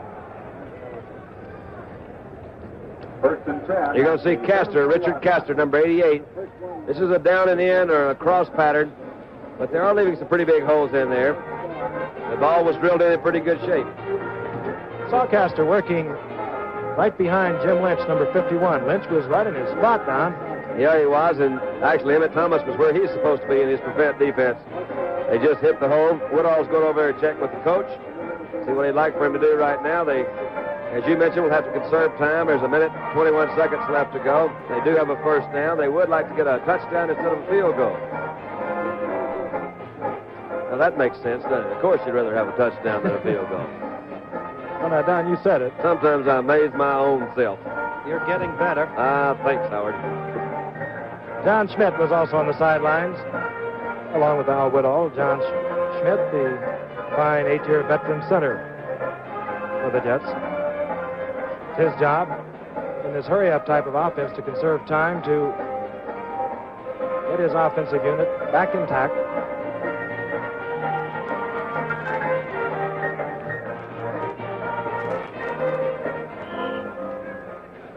All right, first down now for the Jets. On the Chiefs, 34.5-yard line. A minute 21 remains. Out to the left again, Castor. Again, covered by Emmett Thomas, number 18 for the Chiefs. The Chiefs move up tight now. To the right is Maynard, covered by Marcellus. Split backs. The blitz is on. The draw. Lynch Fumble and the flag on the play. We've got all kinds of action here in Kansas City. Lynch met Riggins. New York recovered the fumble. A penalty marker is down. And as Don mentioned, the marker is down. Doctor on that last play was Bobby Bell. Doctor 1197, Call Research Hospital. Doctor 1197, Call Research Hospital. Call against Kansas City. The Jets will Offside. 5-yard penalty against the take anything they can at this point. They take the 5 yards. The down remains the same. Maynard goes out to the right. Out to the left is Castor. Riggins, Boozer, the setbacks for the Jets. Both backs going left. Castor again, and he has it. Well, they both had it. Emmett Thomas apparently took it away from Castor. Simultaneous possession, the ball goes to the offense. Flag again down. All right, we're going to take a look at it. You'll see Woodall back number 18 on split screen. He's throwing to Castor. And as Frank said, on simultaneous possession, the ball goes to the offense. And there they are in the air. And he is down, and Thomas, I believe, takes the ball away from him after they get on the ground. There's Emmett Thomas. And again, if you were considering the fact that Castor was out of bounds, he was in the possession of a defender. He did not have to come down inbounds. The offsides declined by the Jets. They have a 1st and 10 on the Chiefs' 11-yard line, and they're hearing some of the songs you've heard in the past, Don. I hate to bring it up. Yeah, I hate to, too. You know, Woodall stopped everything there. The easiest way to stop those folks from hollering at you is try to get off a play. If you get off one, now when he comes back up here again, they're going to probably be yelling at him again. You're an expert at that. Yeah, we had a lot of crowd reaction where I'm from. All right, let's see if he can get it off. He might go on a first movement just to do what Don mentioned a moment ago, rather than a count.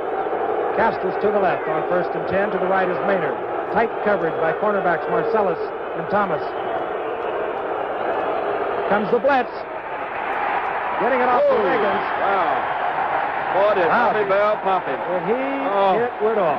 He did. His poor old head hit the back of the ground. He was up in the air a little bit trying to get rid of that ball. It was a good, clean lick, but it sure was a hard one. Bob Davis is getting ready to come out, the number 2 quarterback from the University of Virginia, who's traveled around. We're going to take a look at this. Watch on the split screen. Now, here's Woodall. Watch the one on the right, number 18. He's jumping right there to get over it. And here's Bobby Bell, number 78. Oh, wow. And that head pops back. That one hurt, folks. I'll tell you, it's a pretty gutty throw and a good throw. Riggins had turned himself around. Bad position for Riggins. I'm proud of him for just staying in there. 2nd down now and 10. Lee White is in, the 34. Oh, right in the hands and out of the hands of Don Maynard. That was a good throw. Now, then you come up off the ground like that boy did and throw that thing in there. I like that. That's good.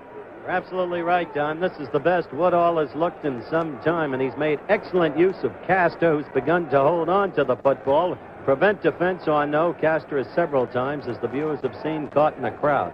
That was poor old Maynard over there. Now, Don actually could have had one a little bit earlier, I think. So, you don't think he's switched that thing over to the other side of the line, that he's dropping them tonight, and Castor's catching them. All right, the incomplete pass stops the clock with 1:03 remaining. The Chiefs out in front of the Jets, 14-3. The Jets with the 3rd and 10 from the 11. To the right is Maynard. Castor goes to the left.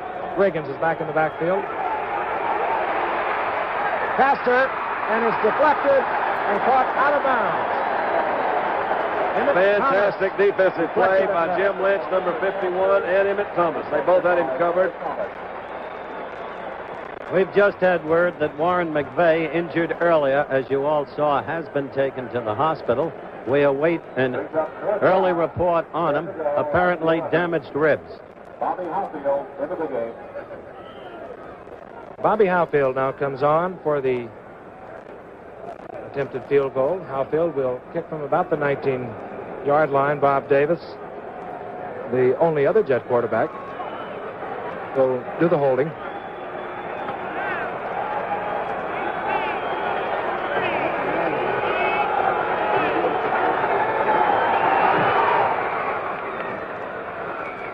And it's pretty, and it's good. Well, with 54 seconds on the clock, Halfield connects for his second field goal. There's Rich Castor. Joe Namath spoke of Castor last year when he came in as a youngster who was destined to become a great receiver. He was fascinated by him and still is. In fact, Frank, Castor went down to Tuscaloosa when Joe was working out for his comeback down there, and Joe was throwing the Castor for 2 weeks down there. I've never seen Joe so fascinated with a given performer as this man because he thought his potential was and is so great. So Bobby Halfield gets ready to kick off, and moving up close in the deep position, Lewis Porter, number 26, and Mike Sensabaugh. They are anticipating maybe a squib kick from Bobby Halfield. 54 seconds remain.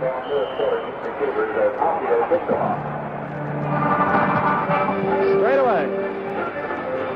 Sensabaugh just inside the end zone. He'll run it out. Oh, and he drops the football. The Jets have recovered the football inside the 10-yard line.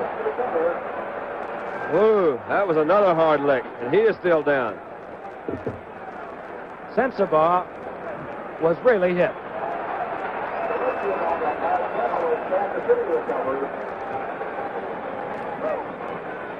You'll see it from the end zone. Sensabaugh, as Frank mentioned, takes the ball a little bit inside the end zone, number 19. And he's coming out with it. And he does run into some folks. Whoa, wow. I think that was Zapalak. Looks like Bill Zapalak again. He's doing fine. Up. You see the fumble was not. Man, looks like the Kansas City fellas got it. Man, looked like me. That's Kansas City boy wound up with that thing. Yeah, I believe he did. That's right. Kansas City still got the ball. Kansas City will take over. We received an indication from the official that it had been recovered by the Jets. Now 47 seconds remain. And with a 14-6 lead, Don, you might try and be a little careful down there if you were in that huddle, wouldn't you? Very definitely. I'd be extremely careful.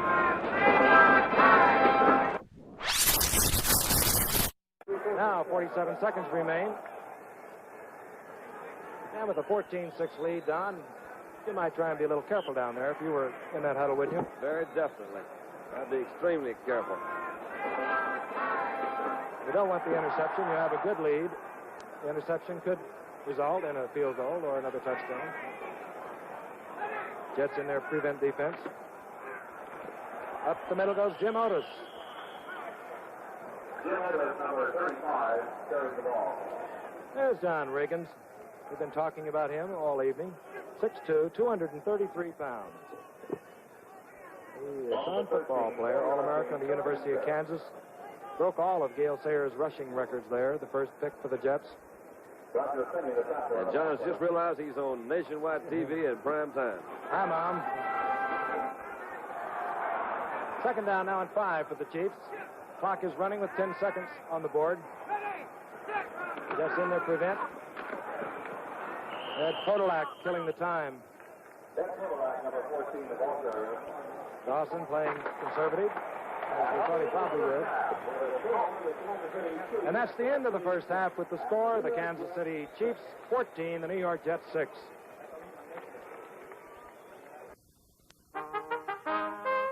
There have never been so many better ideas available on four wheels as the 1971 Ford Country Squire.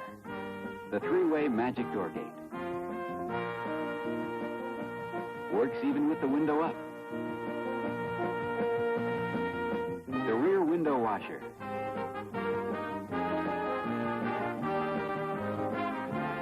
Lockable storage compartment. Dual-facing rear seats. Power door locks. Tilt steering wheel. Hidden windshield wipers. In wagons, nobody flips, tilts, pops. Nobody swings like Ford, the Wagon Master. Nobody. Ford gives you better ideas. James Francisca stars as Longstreet starting September 16th on ABC.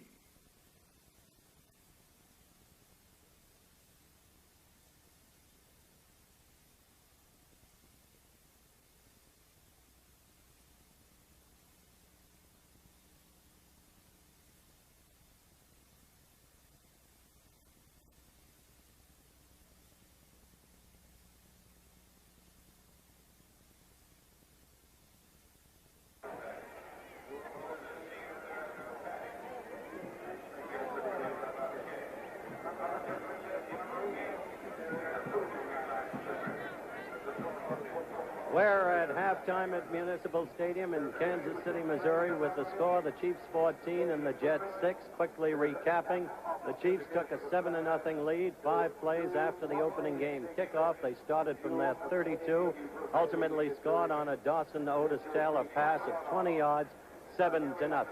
The Jets struggled back with a 38-yard field goal by Bobby Howfield, 7-3, and then quickly the Chiefs struck again, the key play, 67 yards. Dawson to McVeigh, an utterly superb reception and run by McVeigh, who was injured on the play, currently hospitalized, 14-3, and then shortly before the end of the first half, another Howfield field goal of 19 yards, 14-6, the current score. Now, what we'd like to do with a new season coming up, we begin September 20th. Minnesota at Detroit, is acquaint you vividly with some of the very great new rookies in the National Football League, a couple of whom you've already seen tonight. And we will begin, well, we're going to let the footage speak exactly for itself as you watch the great young ones who are coming into the NFL. Jim Plunkett, #1 draft choice, 1971 NFL draft, working here with his university, Stanford. Jim Plunkett with the great size, over 6'3", and the ability to spot receivers despite on-rushing linesmen. Jim Plunkett, who can run if he has to, but whose arm has enormous power, the Heisman Trophy winner, everybody's All-America at quarterback.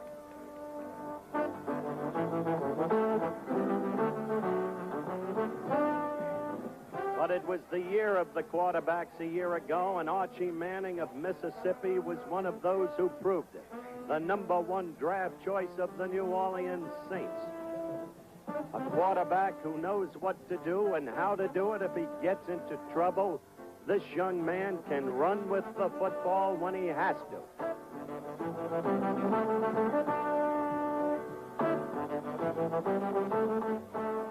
Still another of the great quarterbacks from Santa Clara, #1 choice, Houston Oilers, Dan Pastorini.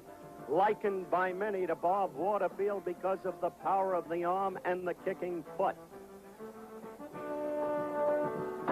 But also with Houston, unafraid of Pastorini as competition, Lynn Dickey of Kansas State, who himself possesses the great power in the arm.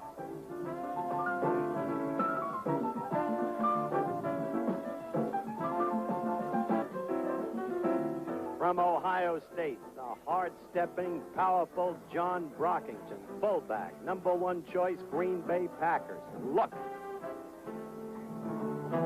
And the #1 choice of the Jets, John Riggins from Kansas. Hard to bring down. A speedster despite the size. Watch him against the Giants a week ago. The Giants have theirs, #1 draft choice, Rocky Thompson. All the way for the touchdown. Out of West Texas State, Rocky Thompson. J.D. Hill, #1 draft choice, Buffalo, a 9.3 speedster. Just yesterday, caught 2 touchdown passes of 60 and 63 yards. Clarence Davis, University of Southern California, with the Oakland Raiders, going 99 yards on a kickoff return against the New York Jets. And Jack Tatum, #32, from the Buckeyes of Ohio State, #1 draft choice, Raiders. Great one-on-one tackler. Can do everything on defense.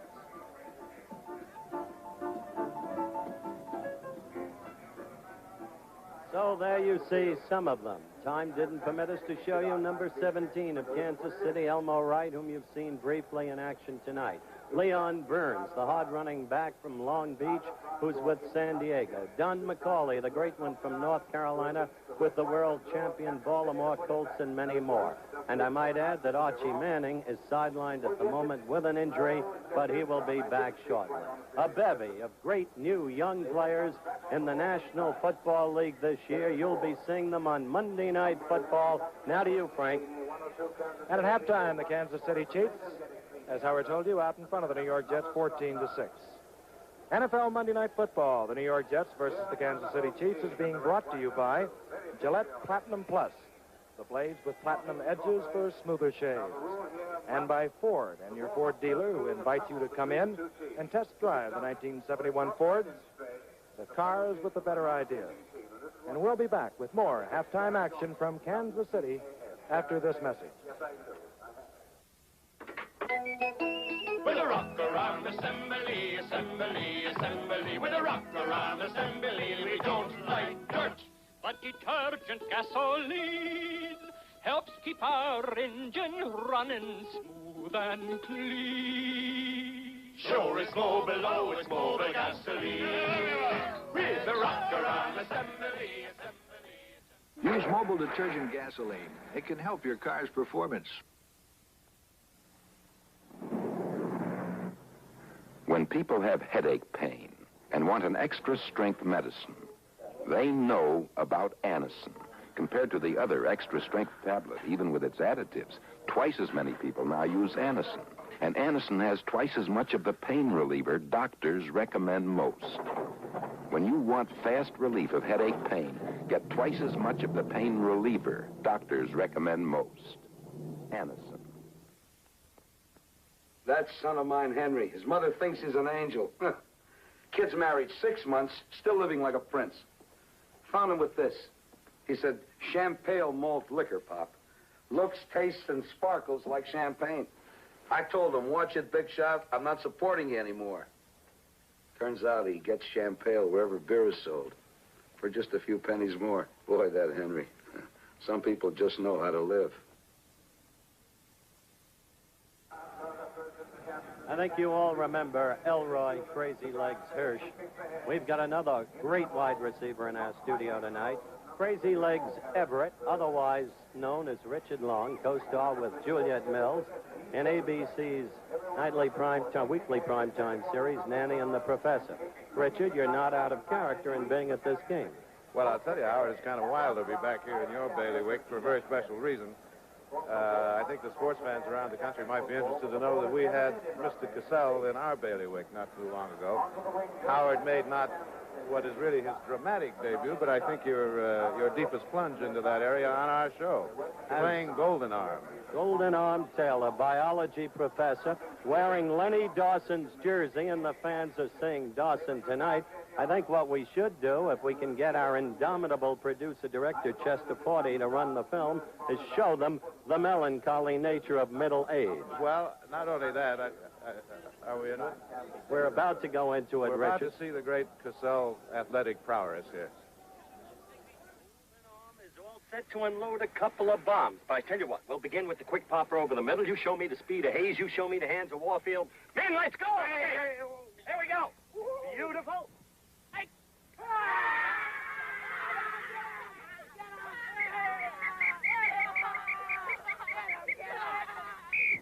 Hey, Miles, you okay?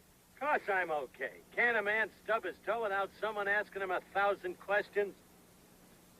And there you see the absolute futility of middle age. The point to all of this, Nanny and the Professor, changed to Monday nights this year on ABC, which is the place to be. Right, Howard, and to point to one other thing, having looked at that film, you saw your moves. You saw yourself go down with 13-year-old kids. Why don't you admit it, Cassell? You're washed up. I am completely, and Gifford is enraged because I wore number 16. Thank you, Richard, for coming. Great pleasure to be with you. Good to be with you. A reminder again that we're live in Municipal Stadium, Kansas City.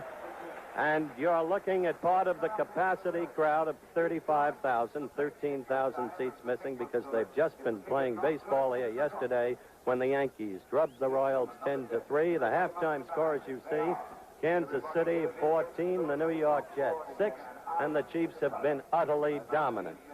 And now as I bring my two colleagues back into camera focus, Frank Gifford to my left and the indomitable Don Meredith to my right, we'd like to call your attention and put into focus many of the things that have been happening in professional football thus far this season.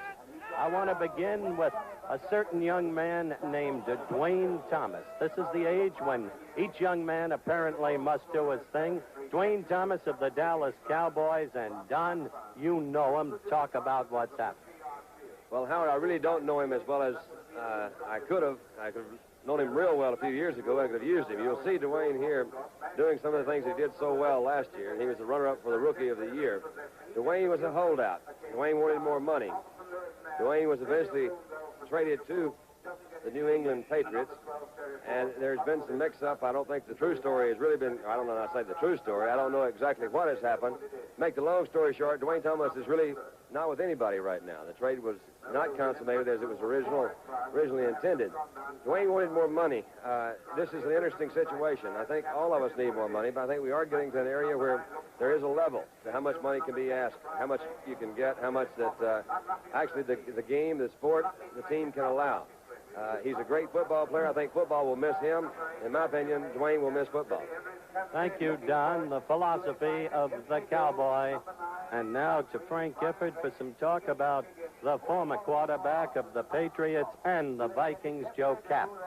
Well, maybe Don said it right. Maybe we look at it that way. Maybe the younger people don't. Now, Joe Kapp is hard to really understand. I know Joe. I knew him when he played his college football at California. I watched him play up in Canada on occasion. I watched him as the most valuable player a couple of years ago on the Minnesota Vikings Super Bowl team. He left a great football team in the Minnesota Vikings over a money dispute. Consequently, he was traded to Boston, where he had a very special contract, and I don't know all the details of the contract. It was not apparently a valid contract, and when he was not allowed to play with that contract, he decided that he was going to do something else. What exactly Joe's doing, I don't really know.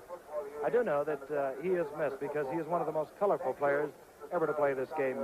I, for one, would two players I would like to see back would be Dwayne Thomas. I think he was a future Jimmy Brown. I think Joe Kapp was one of the most colorful and finest players we have. All right, the story of Roy Jefferson, wore number 87 for the world champion Baltimore Colts, one of the premier wide receivers in professional football. Playing under a 2-year contract, enjoyed that great year a year ago, coming to the Colts by way of trade from the Pittsburgh Steelers, but not satisfied with playing the second year under his contract terms. He, too, wanted more money, reported late to camp as a result. Engaged the immediate disfavor of the management. You see Unitas throwing to Roy Jefferson right there, and was kept out of the starting role that should have been his in the college all-star game. Traded the next day to the Washington Redskins. He becomes the project now of George Allen as he rebuilds. The case, if you will, gentlemen, of Francis Tarkenton. Well, Francis Tarkenton is one that, again, we're talking about money. Francis is a good friend of mine. I tell you, you know, Francis, there's a lot of folks that pay them to let you play quarterback up here in what you call New York City because there is a lot of money there. I think a player has to set his own value. What am I worth to this team? What am I worth as a player? And I admire a player for getting whatever he can. Get as much as you can out of football. This is all what we try to do. But again, I think there has to be some area of saying, hey, where does this thing stop? I think you're going to, if this continues, you will see the contracts being renegotiated every year.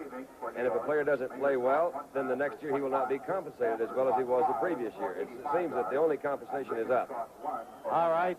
We've been watching Francis scramble, and now let's go to the case of the brilliant kick runner and wide receiver traded from Houston to the San Diego Chargers, Jerry Levias, who for a while failed to report to his new team but ultimately did. Giff? Howard, I guess that was the same situation when he was traded to San Diego, and at that point he had an existing contract, and Jerry Levias apparently went to renegotiate that contract. Again, we can't get into all the details because we most certainly don't know all the details, but this was the information that was given out, that he did indeed want a new contract. I'm looking for the day, really, when a player has a bad year, that he goes to management and says, let's say, management, I had a bad year, take a little back. You'll never judge a bad year for Jerry Levias by what he's doing right now on that gridiron. This is a gifted young player. Jerry Levias, another of the individuals doing his thing. And we'll be ready for the start of the second half kickoff between the Jets and the Chiefs after this word from our local stations.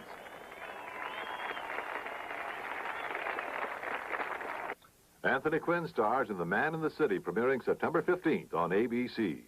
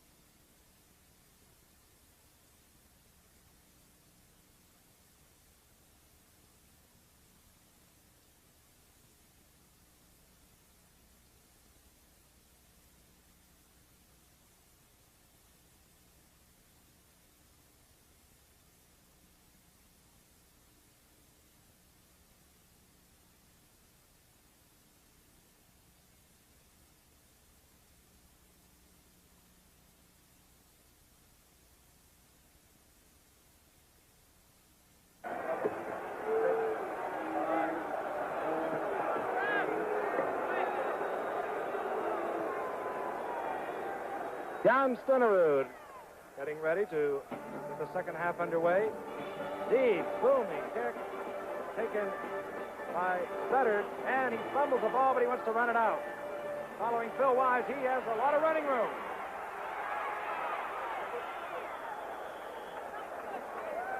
Vern Studdard. It's make-or-break night for Vern Studdard, too, because the Jets have their regular back four, defensive secondary, and Thomas and Tannen and Holloman and W.K. Hicks, who's out tonight. Studdard has to prove himself as a specialty man, mainly as a kick runner. He's not going to make it as a wide receiver. That kind of kick run back will impress the coaches, you can be sure. Mike Sensabaugh made that fine stop of Studdard, who almost broke it all the way. Bob Davis now at quarterback for the Jets, number 15, replacing Al Woodall, who went the entire first half. 1st and 10 for the Jets on their own 47. The handoff goes to John Riggins. Riggins. John Riggins, number 44, the ball carrier. As we wait for the action to develop in the early going in the second half, Frank, I think we should tell the viewers that as you and I finished talking about Jerry Levias, Holland Sparry, the general manager of the Chargers, walked into the booth, and Don Meredith had a word for him. What was it, Don? Is it true, Holland, that you gave him half the franchise? And he said absolutely not. Harlan Savari here looking at personnel. Cut will be made by teams tomorrow. The Jets now with 2nd and 8. The ball resting just about the 50-yard line. Riggins again, pounding. No room there. Cuts back. What agility. 233 pounds for this man. Excuse me. I'm sorry. That's Clifford McLean, who has replaced Riggins in that backfield. Clifford McLean, number 22, the ball carrier. Well, we'll get him straight soon. Clifford McLean is from South Carolina State. He was hidden by Weeb Eubank last year. Taxi. I know that Snell and Boozer feel that this young man has the potential of being one of the superior running backs in football. He is green, doesn't yet know how to pick up blitzes, for instance. But he's going to get his shot, I'm convinced of it, this year. On 3rd and 3, the tight short yardage formation for the Jets. Ball resting on the 45-yard line of the Chiefs. This is Riggins. Marcellus up. Riggins takes off Marcellus. Johnny Robinson comes up to put the tag on the hard-running John Riggins. No first down. As the Jets get ready to kick, Frank, one more point on our halftime show when we showed the young men who wanted more money. It wasn't our place, as Don and Frank pointed out, to criticize them. And we'll finish this after this play. We want to talk about men like Starr and United. This is Steve O'Neill.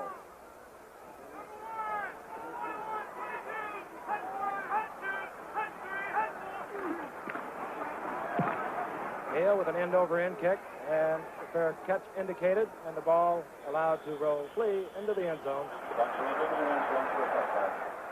The flag was down on the 5-yard line.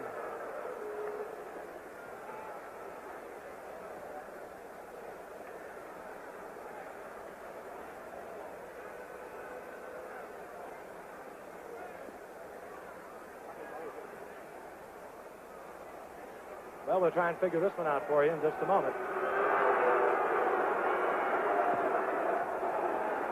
A flip. There is the indication.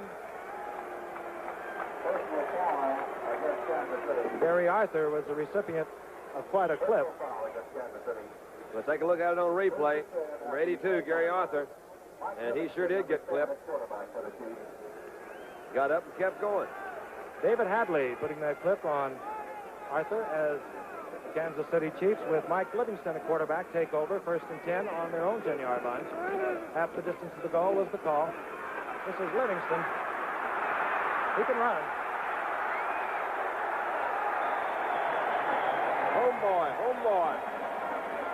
Ralph Baker stops the scrambling Mike Livingston. His teammates call him home boy. Another flag down, back at the line of scrimmage, and the Chiefs walking dejectedly back to that area. And the fans getting more and more enraged. The only point I know, Frank, and Don, you both wanted me to make, is that while some men hold out and they have every right to do so, and while there's a quarrel about how much they should get, a man of 38 like Unitas and a man of 37 like Starr, two of the very greatest who have ever played at their position in the game, seek to come back after surgery in their respective cases. And you never hear any quarrels about them. I'd like to comment on that in a minute, too, Howard. Let's watch old Mike Livingston here. See what he can do. He's not in a very good position right now. 1st down and 16 for Mike Livingston. Again, the holding penalty, half the distance to the goal. Bodolak. And he's met hard. Gary Philbin, number 81. Number 51. Baker was also there. Mike Livingston, before someone else brings it up, Don, he's an old SMU Mustang. You didn't think I'd forget to bring that up, did you, Mike? You know, they got two of them up here. Livingston broke my records real easy. Then they got Chuck Hickson, who broke his. And I told them both yesterday, records don't mean anything. Sounds like hey, look at there. Look at there what they're doing, Don. Isn't that nice of those folks here in Kansas City? 2nd down now and 16. Livingston. Kickoff. This is Grantham. Uh-oh. The easy touchdown. Uh-oh. Larry Grantham, a 12-year veteran. That pass intended, I believe, for Holman. That's his 2nd pickoff tonight. He is a smart one. He's always where the football is. You know, he's not big, but he really is a heady football player. All right, you see Mike Livingston. Well, that was the handoff in the photo line.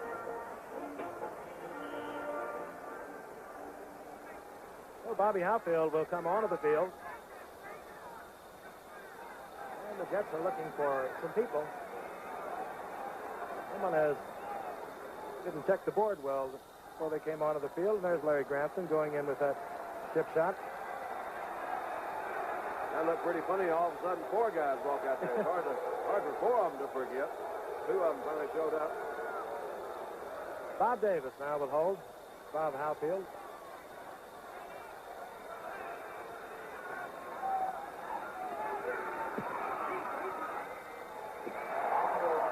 Howfield, kick good.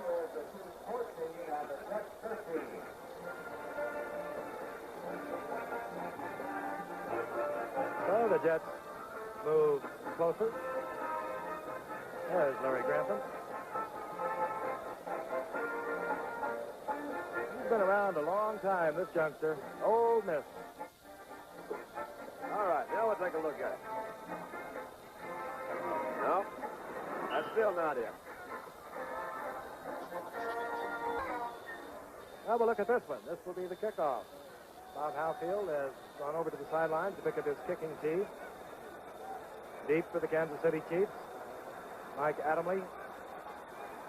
He's wearing number 32 and a jersey change here this evening. sends the ball. Back along with Adamley. Halfield, who just really riffled his last kickoff right out of the end zone. 12 years, a professional soccer player in England. Bobby Halfield was picked up by scouting expedition sent over by the Kansas City Chief, Hank Stram. Was released by the Chief, went to Denver, and last year acquired in a trade for Jim Turner by the New York Jets. Low. That's the ball. Wow. Well, there's a flag going down. Down right in the middle. Dale Graham down there. That's for the Jets, number 68. And a flag is down. Jim Williams is still wide on the tackle.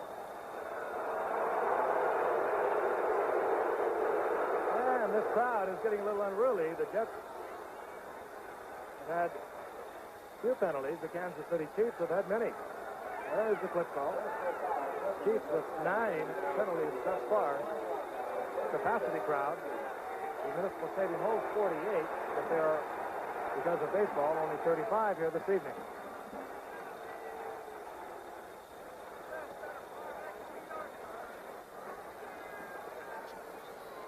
Okay. All right, here's that touchdown pass we were talking about a while ago, and that was a great move by Larry Grantham, just sliding in there. Lenny Dawson, back at quarterback. Looking for the big man. Stroud over the middle, and he can't hold on to it. Hey, he's a big target. We told you, he's 6'10", 255 pounds.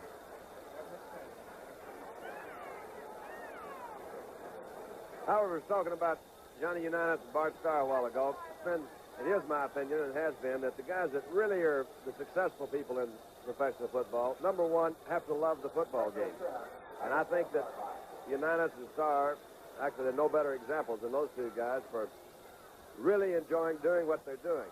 And they have been compensated well, and they are continuing to be compensated well. So it boils down to what do you want to do, and do you enjoy doing it? And I believe folks want to do what they really want to do. Philosophy by Don. There it is. And good. Out of Mount Vernon, Texas. Second down and 10. This is Holmes in the flat. And moving over there quickly to get to Holmes was Larry Grantham. Along with Scott Palmer. What was your original contract, Frank, with the New York Giants? You trying to embarrass me? No, I want you to tell me the truth. What did you sign for? I was the number 1 draft pick, and I signed for $8,000, which was a lot of money when I signed. And don't ask me when. Did you say 8,000? $8,000. $8,000. And Steve Owen at the time was convinced that Gifford was overpaid. For the first year I was convinced. Third down now and 6. Dawson. Looking for Taylor. He finds Holmes. Now Baker, number 51 there for the Jets, picking up Holmes, who is close to a first down, and he has the first down. It is great to watch Lenny Dawson work. You know, Don, the guy is never nettled. The primary receiver not there, he finds the secondary receiver or a tertiary receiver. This guy, through all the years, has developed, as you would put it, Don, a magnificence of poise. I'm going to agree with everything you said except the tertiary. I never had any of those receivers down there where I was. First and 10 for the Chiefs. On the 24-yard line, Lenny Dawson 9 for 12, 186 yards. Starting offensive unit back intact. Ed Podolak moving over the block of Ed Buddy. Jack Rudney, the center. Jerry Philbin coming over from his defensive left end position. Ed Buddy, you mentioned, another of the great veterans on that Kansas City offensive line. Have you ever seen a team so big? Honestly, Frank, you were in the clubhouse yesterday. The nearest thing I've seen to it was the Houston Oilers this year and the team that Ed Hughes has brought together, but I don't know if you put them all on a scale, you'd have a lot of problems. You wouldn't get one that big to begin with. They are big and they are strong. Second and 5 now for Dawson. From the 27, the draw play. Podolak. Oh, and he sent hard. Down at the bottom is Larry Grantham. who brought the Jets to within 1 point of the Kansas City Chiefs lead a few moments ago, intercepting a Michael Livingston pass and returning it for a touchdown. John, for what is, after all, just a preseason game, I can't recall seeing two teams hit this hard. They really hit, and that Grantham sure doing his part of it. I've always, every time I've watched Kansas City play, I've been impressed with their linebacker scores. And they really do have some great linebackers, and that's the heart of any defense. Guys can plug that hole. 3rd and 2 for Dawson. He's unpredictable in this situation. And he wants to throw it. He's going deep. It's Taylor. Oh, I tell you, that was what they call close. Steve Tannen, 21 for the Jets back there covering. Did well that time, too.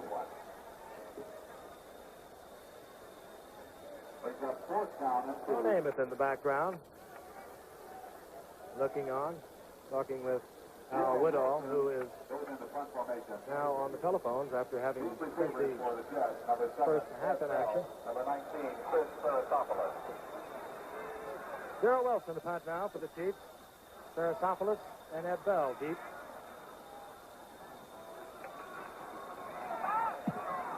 High kick.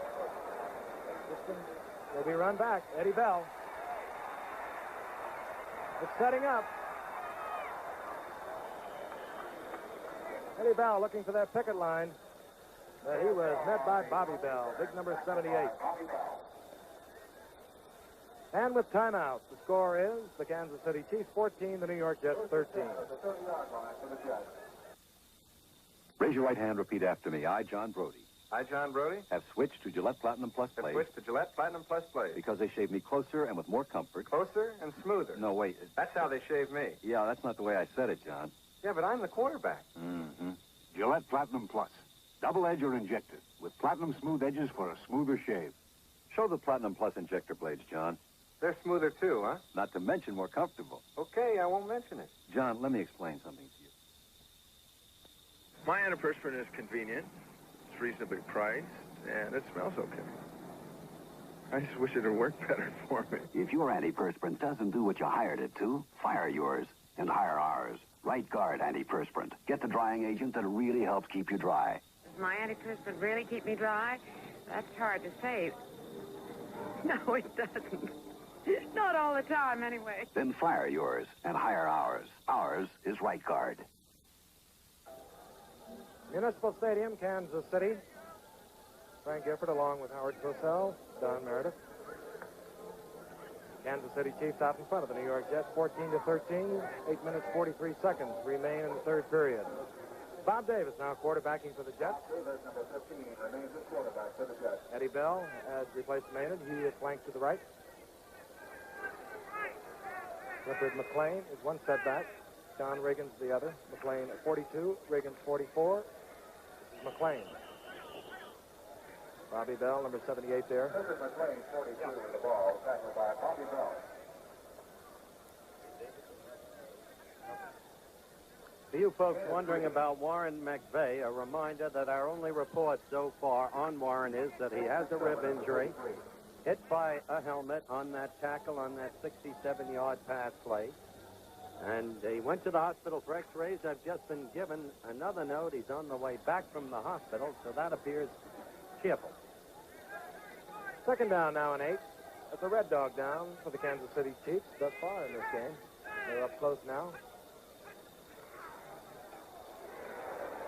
Got a lot of pressure. Heck of a move there. Oh, McLean with a fine move coming up with that football. Good block by little Eddie Bell coming back. Looks like he didn't have any cleats on his shoes. He was slipping and sliding around there. We got somebody else down out there, too. Those guys are hitting. We're trying to identify the Jet that is down on the ground. Dave Herman, 67, the fine veteran right guard. That's all the Jets would need. They lost their one backup guard for at least 8 weeks, Roy Kirkman. They're very thin at that position. They've got Herman and Rasmussen. 66 is Rasmussen. Both good veteran players who are on the Super Bowl champions. But that's about it. Looks like he's going to stay in, so maybe he's all right. Tough man. Say a little bit about that Jets offensive line. Winston Hill opened at left tackle tonight. and he has gone back to right tackle. And Dave Foley, second-year man out of Ohio State, has taken over the left tackle spot. Randy Rasmussen, 66, the left guard. Dave Herman, whom was just shaken up. John Schmidt is the center, number 52, and a fine one he is. Now both wide receivers, Rich Castor and Eddie Bell, come to the left on 3rd and 3. McLean and Regan, the setback. Bob Davis has replaced Woodall at quarterback. The play fake, wanting to go deep, and he has McLean, but he throws it on the wrong side. Jim Lynch back there covering McLean, and that's the situation you like to get, wouldn't you say, Don? A linebacker covering a halfback man for man. I was really just sitting there thinking, Frank, that was a heck of a pattern. He set that slot formation over this side and brought McLean out of the backfield. And those backs took off. That puts him man-to-man on Lynch, and it's really one of the reasons why you see the linebackers getting so much. They're getting faster linebackers because they're getting that one-on-one coverage with these backs coming out of the backfield. And on 4th down, Steve O'Neill will punch the football, and he kicks a high one. This one. A fair catch indicated by Mike Sensabaugh, 37-yard punt. And with timeout, the score, the Kansas City Chiefs 14, the New York Jets 13. It's exactly what you'd expect from Sweden. A different kind of tobacco. Borkum Riff. It's a bourbon flavor smoke. A softer, milder smoke. Borkum Riff. It's another thing that Swedish women like about Swedish men.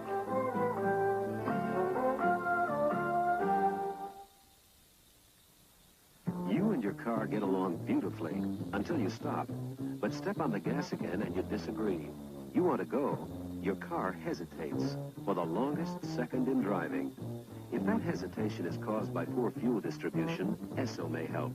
We've got 3 new efficiency gasolines with HTA. Try a couple of tankfuls. In a lot of cars, that may be all you need to overcome hesitation and end the longest second.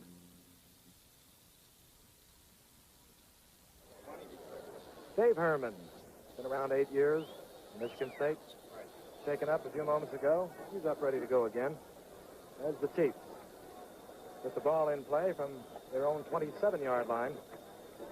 Going pretty much with a veteran unit. They're not trying much this evening. Robert Holmes, Ed Podolak at the setbacks. Lenny Dawson has relieved Mike Livingston.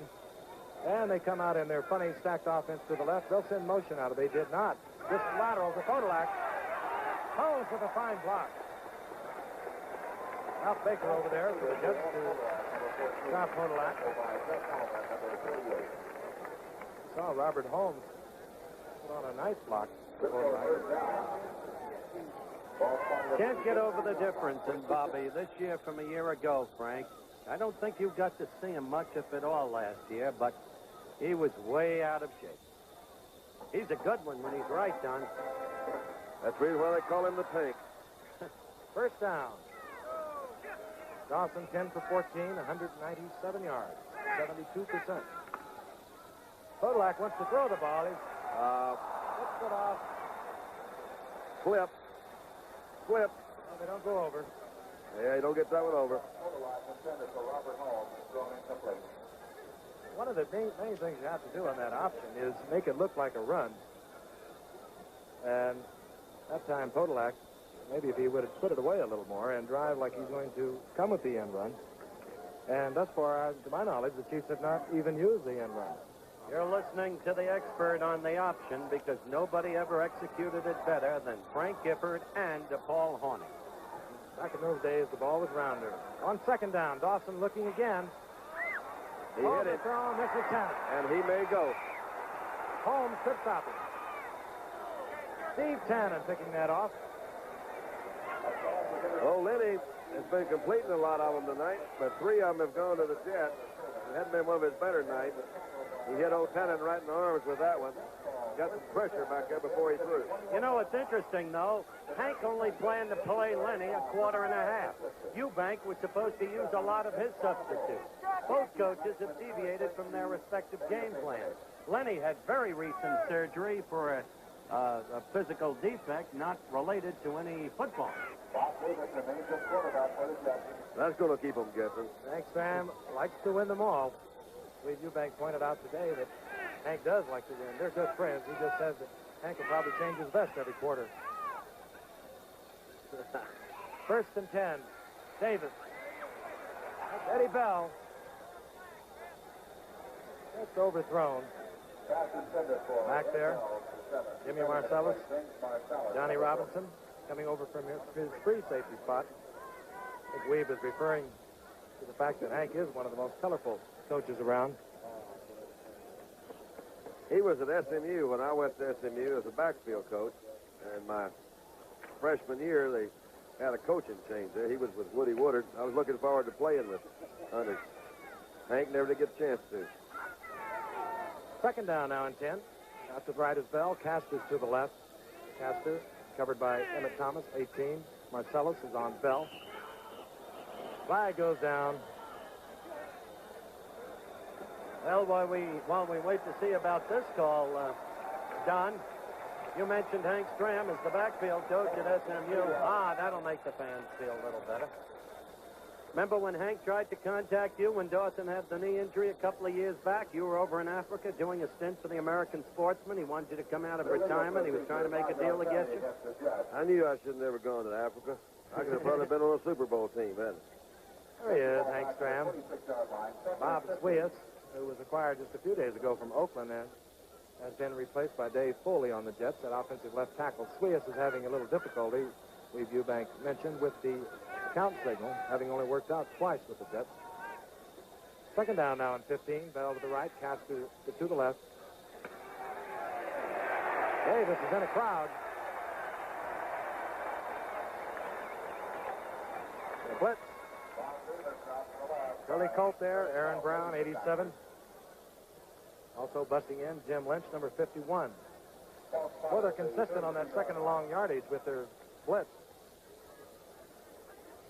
Been pretty successful with it, haven't they, Frank?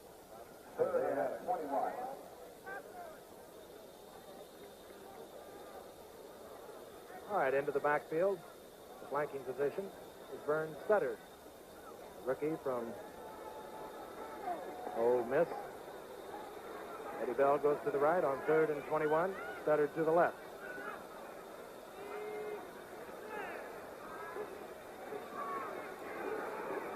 This is McClain. Clifford McClain. Picking up about 5 yards. Well, he got him in shape right in the middle of that middle of the field for this, what could be the go-ahead field goal. The Jets trailing the Chiefs with 4 minutes and 40 seconds remain in the 3rd period by 1 point, 14-13. And Bobby Howfield put them out in front. Attempt from the 39-yard line. Make it to 34. Howfield has already kicked 2 field goals.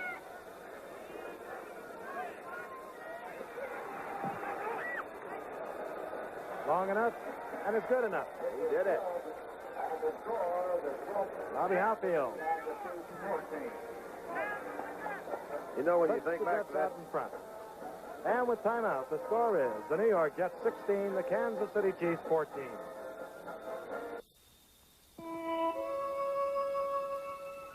Announcing the new Pinto 3-door runabout.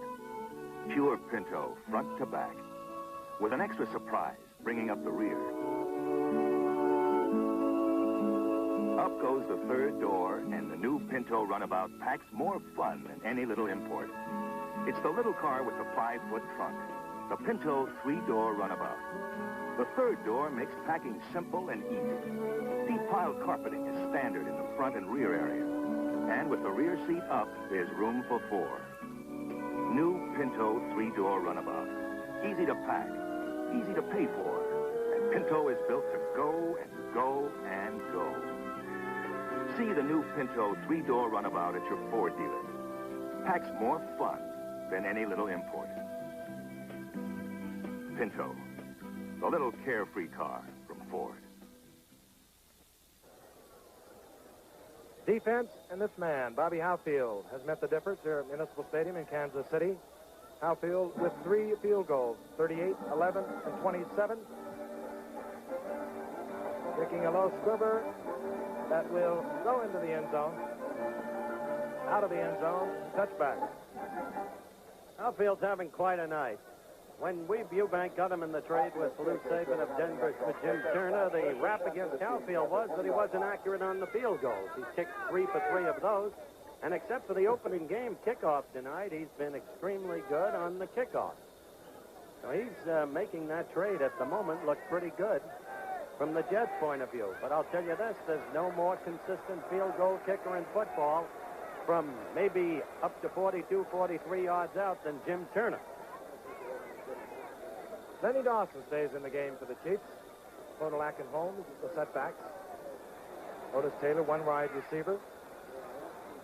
Lewis Porter has come in for Frank Pitts, flank to the left now. Again, the play fake. Taylor over the middle, and it's taken away by Holloman. Gus Holloman making a fine play to take that football away from Otis Taylor. And here come those Bluebirds.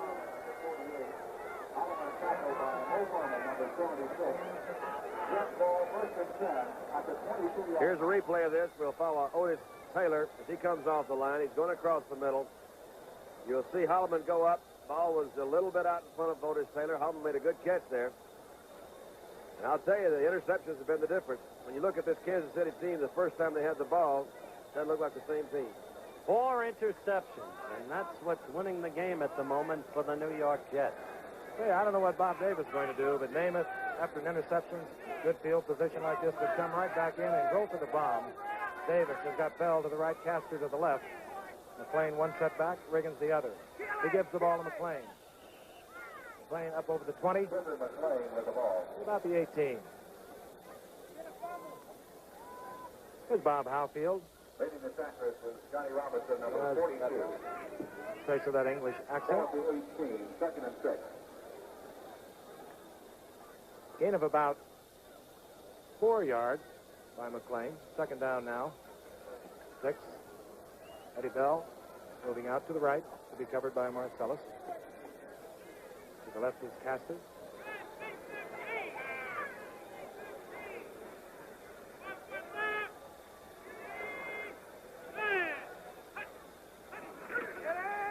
McLean turning that corner. Wow. Behind Randy Rasmussen. Bobby Bell pursuing. Johnny Robinson, number 42, coming over. Told you about that kid, Frank. Clifford McLean of South Carolina State. When I said 4 interceptions a moment ago, Frank, I meant on Dawson. Of course, there was the touchdown interception on Mike Livingston. So it's a total of 5. And the Jets. Thank you, Howard. Now with 1st and goal.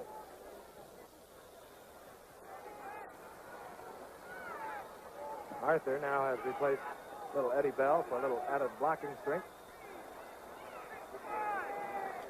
Lamon and Arthur both the tight ends and on the short yardage. McLean again.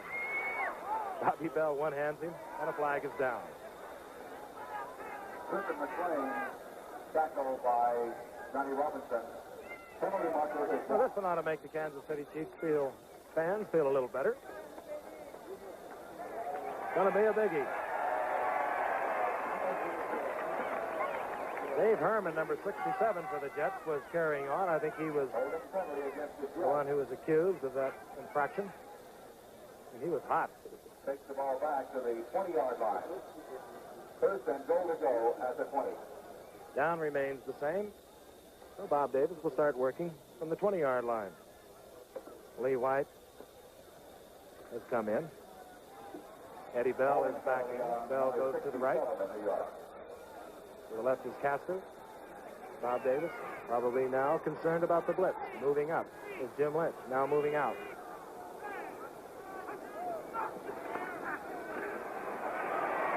Middle screen, Lee White. I'll tell you, Bobby Bell, 78, is everywhere. He really is. That thing looked like it was set up to go in there for a mile. Not with Bell around. How many years has he been All-Pro now, Don? I don't know, Howard. He's got 9 individual tackles tonight. He seems ageless. The body is trim and taut. Yesterday in the clubhouse, Meredith tried to spar with him. Lasted maybe 10 seconds. Second down. Don't believe those stories, Howard. You don't stop that. Second down from the 17-yard line. They had a first and goal. Burns centered, his flank to the left. Davis looking for Bell. He has him, and Marcellus has the football. Great defensive play by Jimmy Marcellus. Fantastic.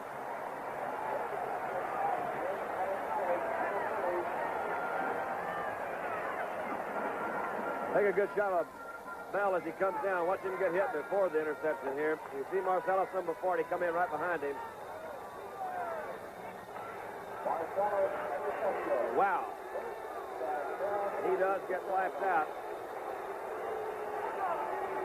Marcellus made a great move there. I'll tell you, that was a thing of beauty. Kansas City Chiefs trailing the Jets 14-16, 40 seconds remaining in the third period. Dawson pitching back to Podolak. Al Atkinson moving over from the middle linebacking position.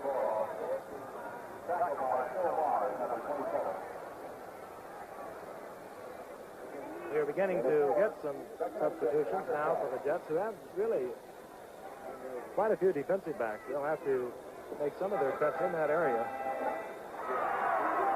Phil Wise has moved in, replacing Holloman at the tight safety.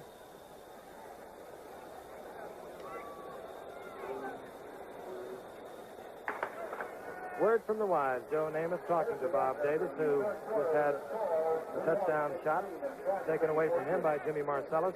That's to be quite a disappointment for this youngster. And that's the end of the third quarter with the score. The New York Jets 16, the Kansas City Chiefs 14. We'll return after this word from our local station.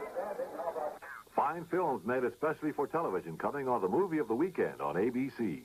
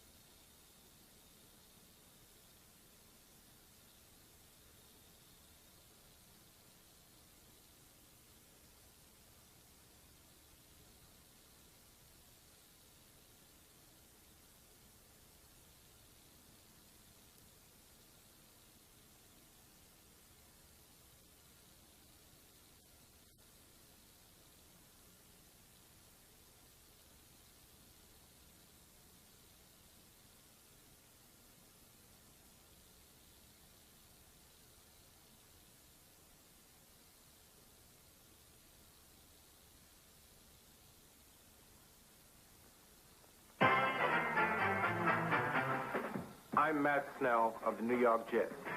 When it's time to turn on, I do it my own way. And you turn on without drugs.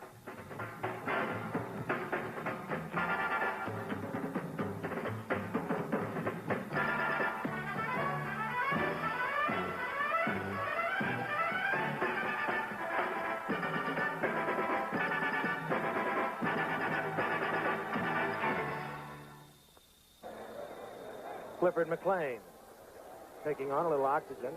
Temperature here in Kansas City about 82 degrees. The youngsters had a busy night. In his second year out of South Carolina State. There's a lot of promise. Kansas City Chiefs with the football. They trail by 2. Second down and 6. Lenny Dawson going all the way with the exception for a few moments when Mike Livingston is in. This one going to the big man, Morris Stroud. That was right on the money. Well, here's a matchup. Morris Stroud is 6'10", the man covering. Parasopoulos, 5'11". What a target. And how beautifully he moves. For a man so big.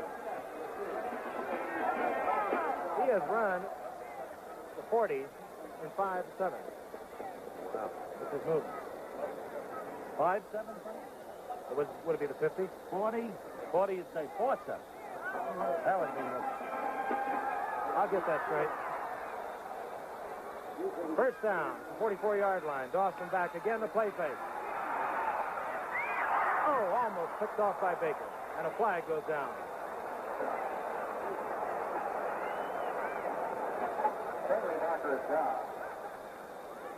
Attempt to Otis Taylor.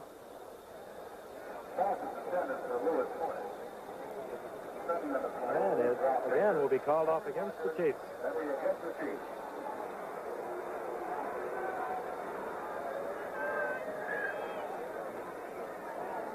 Holding penalty against Kansas City takes the ball back to the 29-yard line. And the ball moves all the way back to the 24-yard line. The holding call against the Chiefs. Kansas City has now been penalized 10 times this evening. Down remains the same. From the 29, Dawson looking again for Stroud. And he has Otis Taylor. Otis Taylor running the square out right in front of Steve Tannen. We mentioned earlier in the show what great moves, what a great target Otis Taylor is. His record speaks for himself. You'll see him get to the outside position of Steve Tannen, 21. Tannen never had a shot at him, really. He was looking back into the backfield at Dawson. Dawson, you may have noticed, also rolled out a little bit to the right side.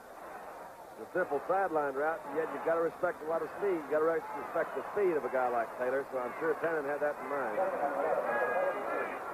Second down now and 11. Both wide receivers, Lewis Porter, Otis Taylor coming to the left. On the quick count, Holmes has the football. Hey, they caught a blitz there.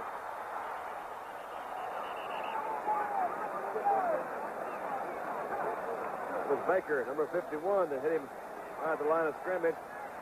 He's also an outstanding linebacker, along with Grantham and Atkinson. The Jets have linebackers, don't you think, John, a lot like Detroit. They're not the biggest guys in the world, but they're active. They're all over the field.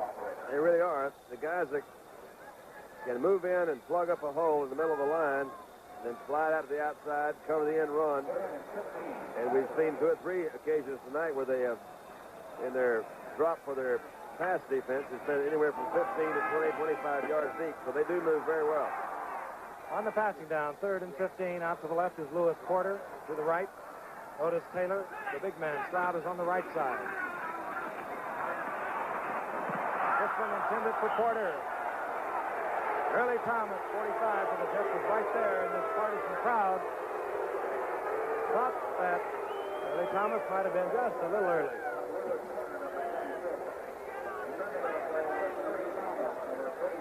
And that will bring up 4th down and bring on Gerald Wilson.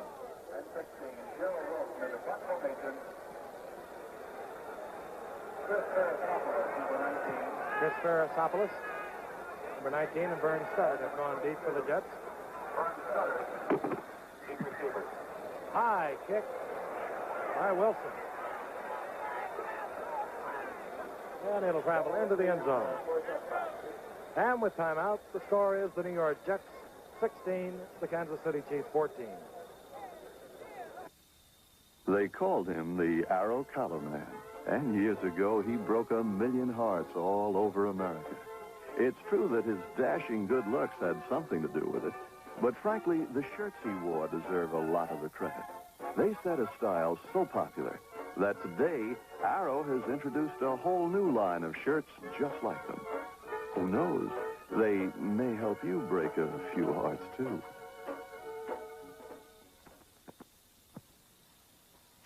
We'd like to draw your attention to a problem called hesitation. A car that hesitates looks just like any other car, but step on the gas and it hesitates. It sags for a moment before taking off. Now Esso has something to help the hesitator. 3 new efficiency gasolines with HTA. After a couple of tankfuls, a lot of hesitators won't be hesitating. Try it and see if you can tell the difference. Bob Davis and the Jets with a 2-point lead over the Kansas City Chiefs, and both football teams hitting hard. And I must be very honest, I really felt that the Kansas City Chiefs, off the workouts that we watched, to dominate this football game. But the Jets with outstanding defense, 3 field goals for Bob Halfield, have the lead with 13 minutes remaining in the fourth period. Bob Davis is the quarterback. Rich Casper is to the left. Vern Studdard is to the right. The wide receivers. Oh, jumping off sides is Marvin Upshaw.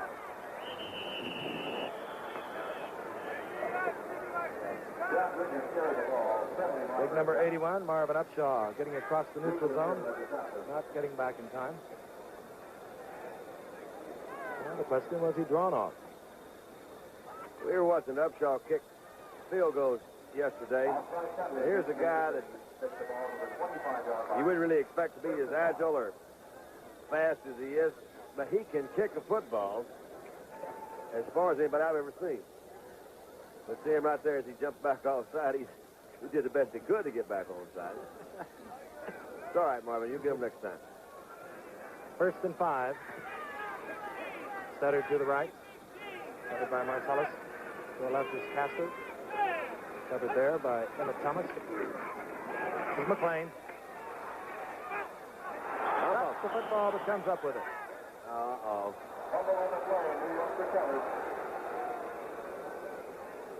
Herbert McLean, the ball carrier, recovered his own fumble. Willie Lanier over there, trying to take the football out of McLean's hands. Tackled by Curly Culp and Willie Lanier. McLean now 33 yards on 7 carries.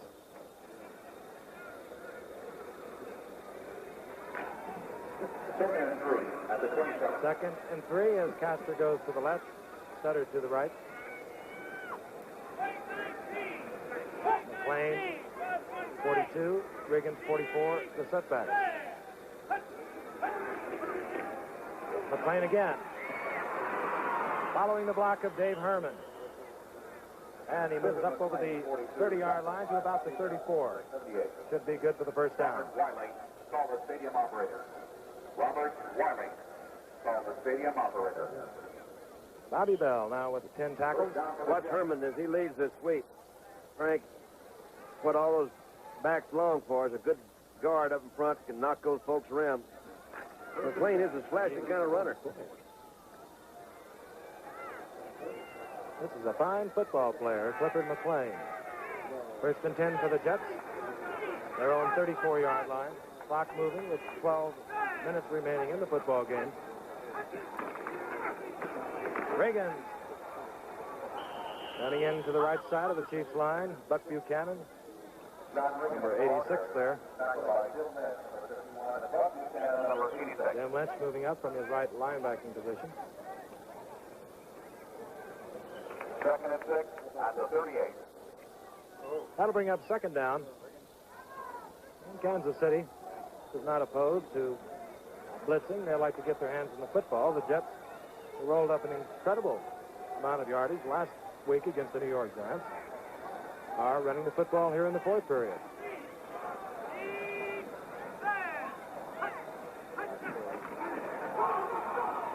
McLean again. This time. John Riggins. Correction, that's John Riggins. John Riggins, the big man. Jonathan Byrne, called the stadium operator. Maybe picking up a yard and a half. Riggins with 34 yards now, 10 carries. Alex Vanderheen, both called stadium operator.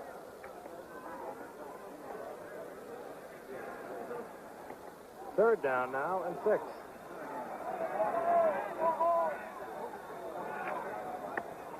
Third and 5. Bob Davis sends Vern Studdard, the rookie from Mississippi, to the right. Rich Castor to the left. The Chiefs with 10 men at the line of scrimmage. Flag is in the air. Out it goes to McLean. Johnny Robinson comes up and hits McLean hard, and a flag is down, way downfield. Steve Tannen was involved in another incident. One of the line of scrimmage and one back in the Chiefs defensive backfield. Jimmy Marcellus is also down, way downfield, where there is another flag, as you see the discussion going on at the line of scrimmage. There's Jimmy Marcellus. he was involved in a little run-in with Vern Studdard way downfield. This has been a rough, tough game, and you hate to see great players like McVeigh and Marcellus or anybody else injured and perhaps losing weeks of service to their team. It hasn't necessarily been the case tonight.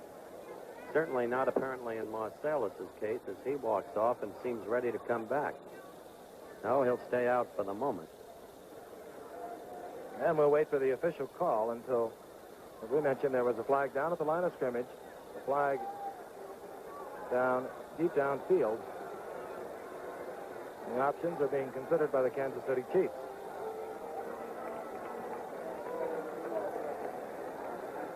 There is the score.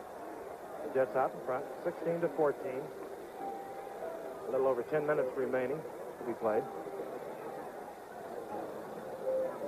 Willie Lanier, number 63. Emma Thomas, 18. That's Johnny Robinson, 42. And Coach Hank Stram listening in from the sideline.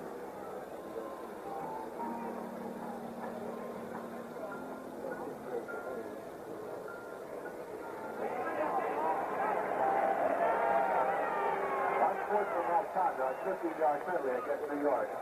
Takes the ball back to the 24-yard line. And the penalty is against New York. 15 yards. And perhaps we can see what happened. I don't think we're going to see that. We'll see Clifford McLean take a pretty good lick over here. He's going on swing pass. That was a blitz. 42. There's Johnny Robinson. And Johnny does know what to do when somebody else has got the ball. I think that was a personal foul call against New York down the field. It looked as if someone had bumped into Marcellus a little bit unnecessarily. Call appears to be unsportsmanlike conduct against the Jets. But apparently the Kansas City Chiefs would like some further clarification. That's Johnny Robinson, number 42.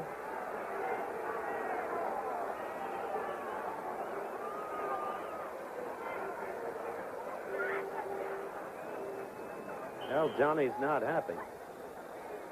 What a player he is. He's the only original member of this team.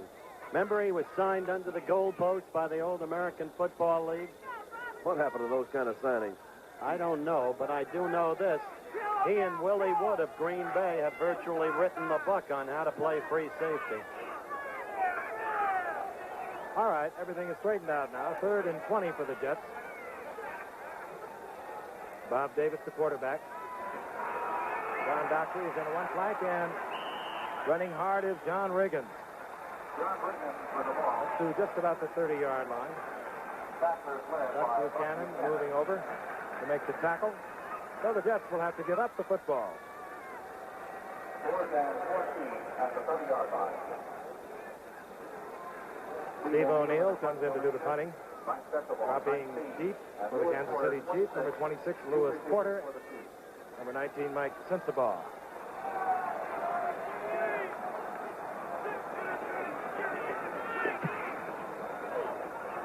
And let's end over end. Porter. Flags all over the field. Porter scrambling for yardage.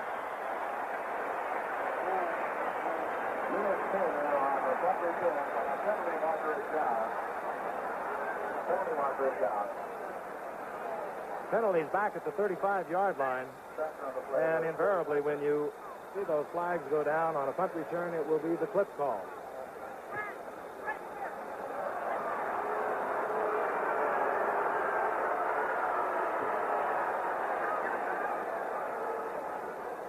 Clipping, Kansas City. I believe it was against Gary Arthur. Perhaps we can take another look.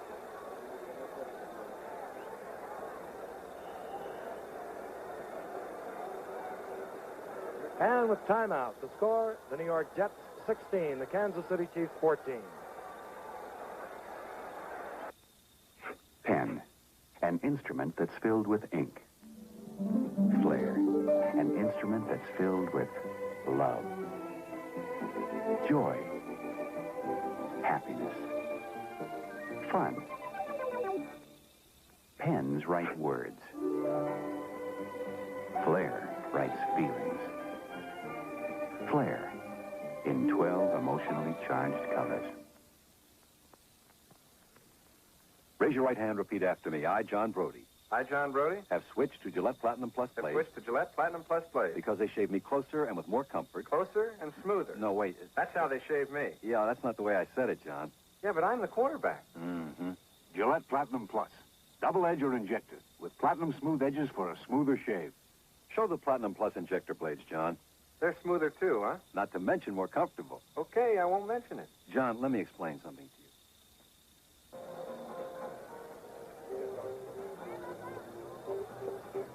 Kansas City Chiefs taking over on the 20-yard line. A clipping call against them. Here's a shot of David Hadley, number 23, as he's hanging around on Gary Arthur there. I think this is where the clip is called. But you watch Arthur get up. He's down. Here's the fellow that makes the tackle. Wiping his hands off a little bit, says, where is that boy? He's got the ball. And he found him right there. Now, that's hustle and pursuit. Pursuit. 9 minutes and 29 seconds remain. And then one of the Jets having offside. Things are getting nervous here in Kansas City. Scott Palmer getting a little eager. Down remains the same. 1st and 5 for the Chiefs, now from the 25. Lynn Dawson going all the way, with exception of a few plays by Mike Livingston.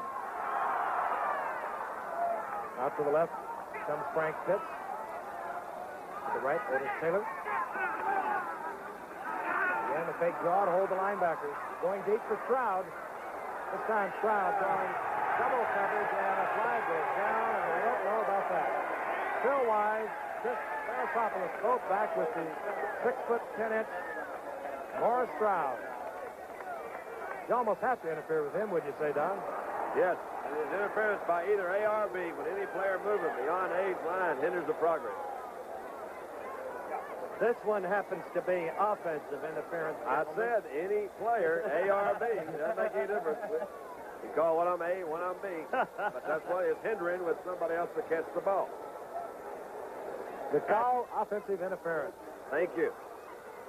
I just carried this little wealth of knowledge wrapped up in my head, so if anybody wants to know what interference is, I got it for you right quick. Down again remains the same. Gary Dawson now operating from about the 13-yard line. What's that, Sandy? Rule 7, Article 5, Section 4? It certainly is. 1st and 15, both wide receivers on the left side. This one going for Otis Taylor. He has the football. Down he goes. And there's a little extra action downfield. Telling you there's a lot of action here in Kansas City. I want to tell you, that was a beautiful play then. You got to give Dawson credit, and Otis Taylor is just out of this world.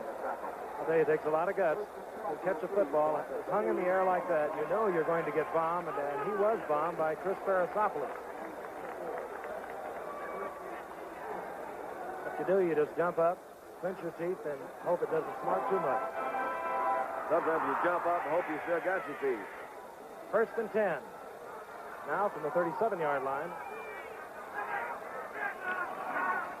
Again, a little draw fake, holding the linebackers, going deep for Otis Taylor.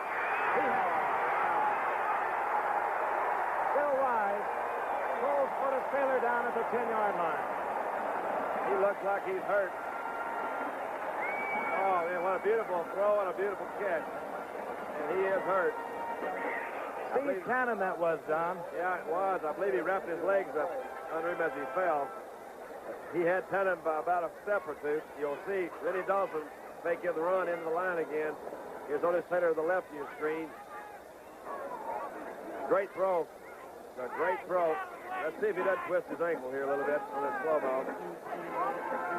Great throw. Great catch. Steve Cannon's right in there behind him. Cannon's got good speed, too. The chase is on. Grabs him by the jersey. All right. Now, right here, I believe is when he's going to get that. Let's see. And that's kind of fun to watch those. There it is, right there. See? He slid in there. It looked like his left foot. Wow. Looked like me. That should hurt both of those feet. Otis Taylor, 2 consecutive receptions, and I think Steve Tannen might have picked up a little lesson there from a veteran quarterback. Usually you don't come back to a wide receiver after you've used him on a deep pattern, and Lynn Dawson did just that, Don. You have no idea, Frank, what a moody kid Steve Tannen is. I had lunch with him today. He thinks he's ready to achieve excellence as a cornerback, but he felt he played beneath his ability last year and said he almost quit football. He's got a lot to learn. 1st and 10 now for the Chiefs. They trail the Jets by 2 points. 8 minutes, 15 seconds remain. Hodolak. Hodolak running hard. Ed Buddy, big number 71 out in front throwing that block. Chris Barasopoulos moving up to make the stop.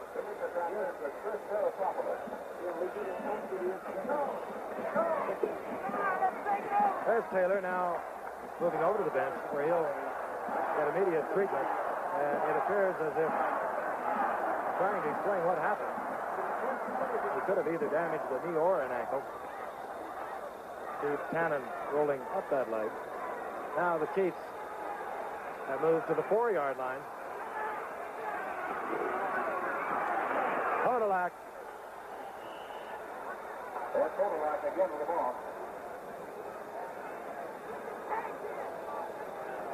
Steve Tannen coming up. Ralph Baker dropping back. Timeout for measurement. We've just been told that Otis Taylor has twisted the inside of his left knee. I hope he's not out for any length of time. You just can't ask for a greater wide receiver. I don't think any of us in this booth will ever forget Otis taking the sideline pass from Lenny Dawson in the Super Bowl game, January 17, 1970, in the Sugar Bowl in New Orleans, breaking the Ursel McBee tackle and moving on down for the score. I remember it. It was January the 17th. You're beautiful, Howard. I love you. And you saw how much the Chiefs are short. 3rd and 1, and again, I'll point out that Lenny Dawson is totally unpredictable in these situations, even trailing by 2 and running out of time. Holmes and Podolak are the setbacks. Should he decide to run the football, a field goal, however, will put them in front. Podolak behind Mormon, 76. I'll really be honest. I didn't think he'd try to go outside. Al Atkinson moving over. And again, the officials looking across the field. They will mark the ball at that spot and bring the 6 across the field for the measurement. Fine block by Big Mo Mormon coming out from his offensive right guard.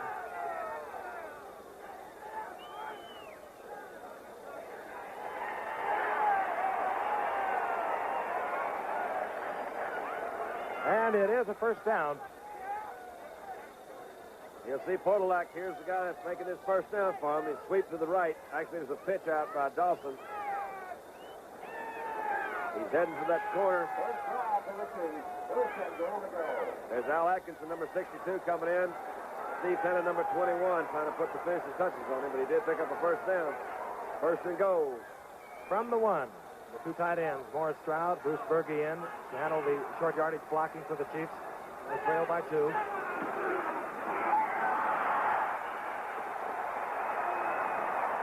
Hodolak. Another marker down. Penalty flag, Jets offside, penalty denied, touchdown. Offside, decline. Bob Howfield will come on now for the conversion as Hank Stram. Not like what's happening. Probably more concerned about his injuries at this point. Otis Taylor would be quite a loss.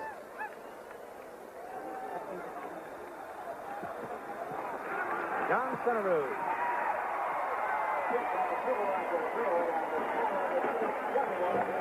NFL Monday Night Football. The New York Jets versus the Kansas City Chiefs continues from Municipal Stadium in Kansas City with the score. Kansas City Chiefs 21, the New York Jets 16.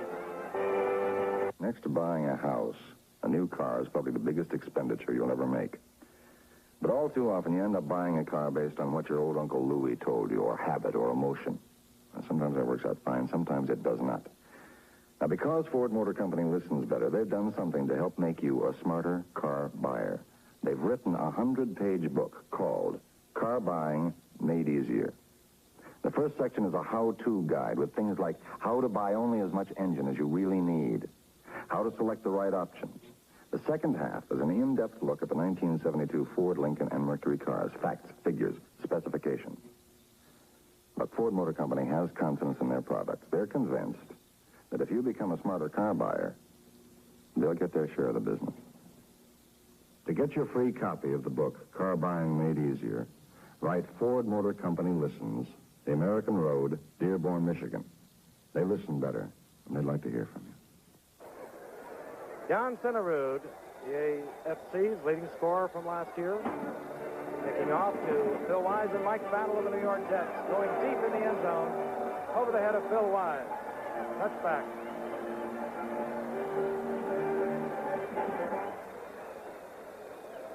So the ball will be brought out to the 20-yard line, Don.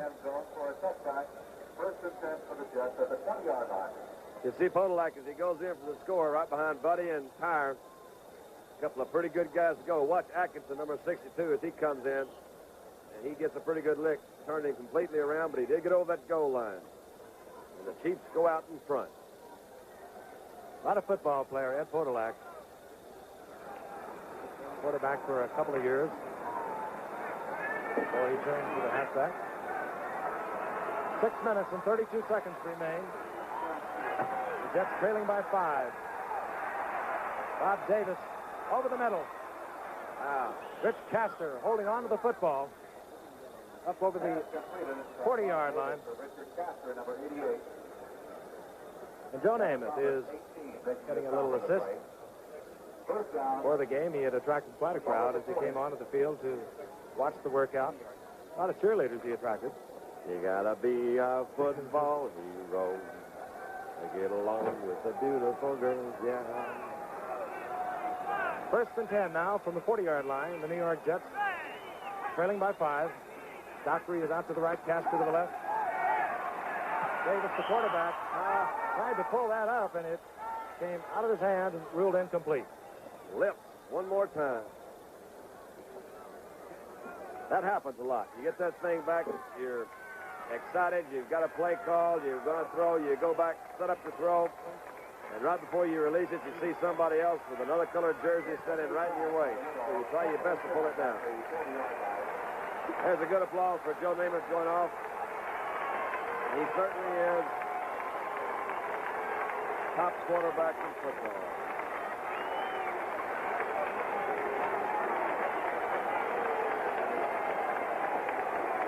And back out on the field on second down. 5 minutes and 48 seconds now remain. John Dockery, second-year man from Harvard, to the right. Rich Castor to the left. Fired over the middle. Nice throw. So I believe Gary Arthur is replaced Pete Simons at tight end. Second-year man out of Miami, Ohio. He's a big one, too. 6'5", 230 pounds. Moving the ball across the 50 into Kansas City territory at about the 43-yard line. Here's Gary Arthur again as he comes off the line. Zipped out in there, and he did catch it. You can tell the boy wants to make the team. We've been watching him all night on his special teams. He's made several tackles. Exceptional tackle a while ago after he was clipped. Got up and still made the tackle. On first and 10, Bob Davis sends both his wide receivers to the right, Rich Castor, Dockery.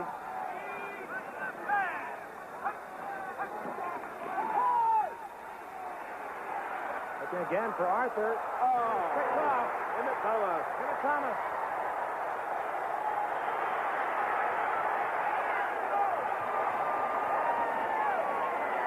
Emmett Thomas. A clutch interception.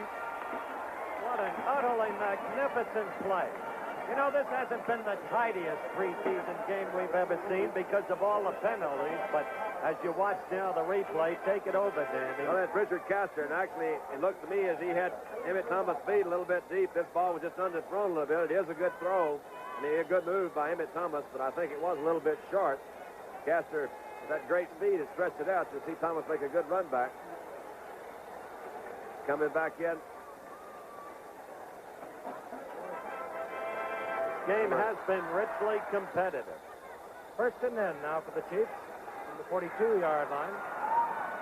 4 minutes, 24 seconds remain. They have a 5-point lead.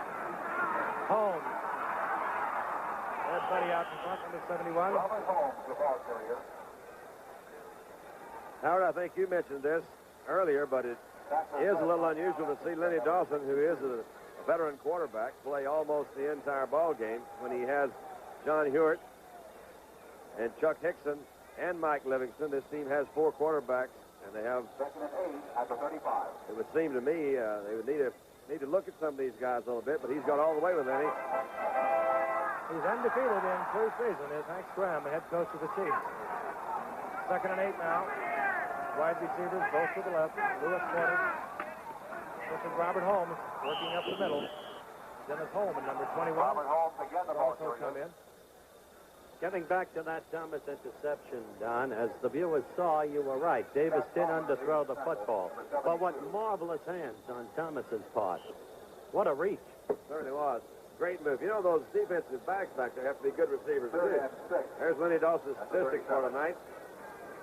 14 out of 21, and then add 4 more on there as interceptions. So he's really only had 3 incompletions. New statistics by Meredith. Third down, a long 5 for Lenny Dawson. Hit the ones that are open. Ed Podolak looking for a first down in time up the middle. Handoff to Ed Podolak, number 14. Tackle mark. Columbus moving over. Little coming in. John Little, number 57 for the Jets. And we now pause 5 seconds to allow our local stations to identify themselves. Going into front formation. Chris Preseason, 19, and Mike Battle, 40. Deep receivers for the Jets.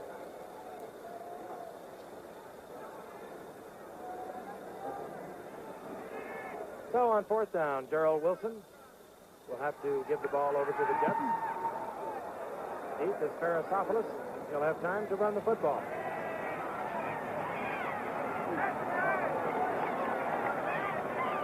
Preseason brought down by George Stark. I guess that's the cue to say that George Stark went to Columbia, the alma mater of our diminutive producer-director, Chet Forty, and for that matter, our rotund president of ABC Sports, Rue Knowledge. That duty discharged. Back to you, Frank. Where the Jets will take over first and 10. A little over 2 minutes remaining. And NFL Monday Night Football, the New York Jets versus the Kansas City Chiefs, continues from Municipal Stadium in Kansas City with the score. The Kansas City Chiefs 21, the New York Jets 16.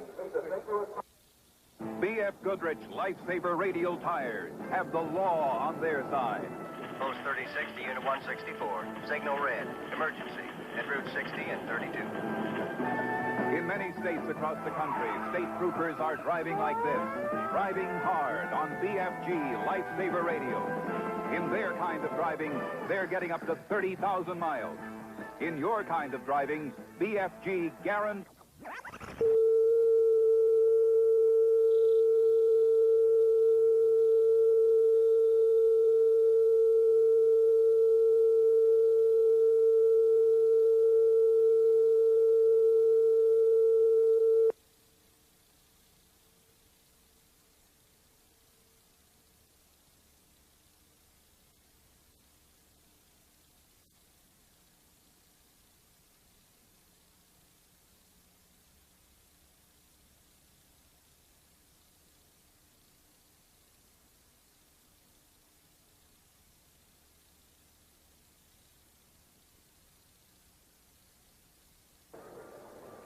Municipal Stadium, Kansas City, Missouri. There is the situation as it exists at the moment. The Jets Trying to come from 5 points down. Bob Davis is quarterbacking.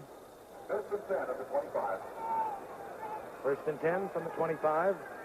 The wide receivers are John Dockery, number 43, east to the right. Rich Casters to the left. Gary Arthur is the tight end, number 82. There's Bob Davis. This is for Castor, and he has to run. And he's heading for home. You betcha. I think it's John Henry Johnson who once said, better for them to say, there he goes, than there he lays. Absolutely. And he had Willie Lanier in hot pursuit. Good enough for a first down. If they ever clock quarterbacks in a 40-yard dash going to the sideline, I guarantee you'd improve it. That's a good shot of that huddle right there. He's breathing. Bob Davis. In his 5th year, he's traveled around a bit. Started at Houston. Stopped with the Giants for a while. Went to Cincinnati. Back to the Jets last year. Out of Virginia. His job is to get on the scoreboard. He needs more than a field goal. Looking downfield, again in trouble. And again running. He'll really be breathing now. Yeah, because they caught him. Big Marvin Upshaw. And the Jets will use one of their timeouts. Upshaw is irritated that Davis originally got past him. Davis is an undisciplined quarterback. He needs discipline. He needs to learn not to move around so much. But as you can see, he is a tremendously fine athlete. He was drafted 2nd by the Oilers a few years ago by so sage a one as Don Klosterman, the general manager of the Baltimore Colts. And this kid may surprise a lot of people. Thought to be a nobody because he has kicked around some. He's got a lot of versatility.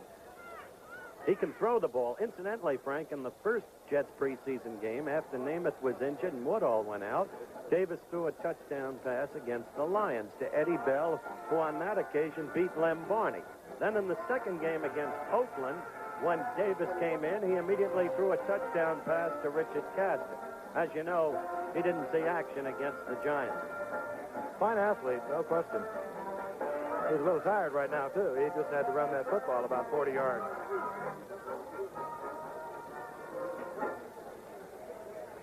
Beautiful little thing here in Kansas City. Going to Kansas City. A lot of pretties there. All right. A little over a minute and 40 seconds remain as Bob Davis returns from instructions from head coach Weeb Eubank. First and 10 on the Chiefs, 39-yard line. Again, the receivers are John Dockery, 43.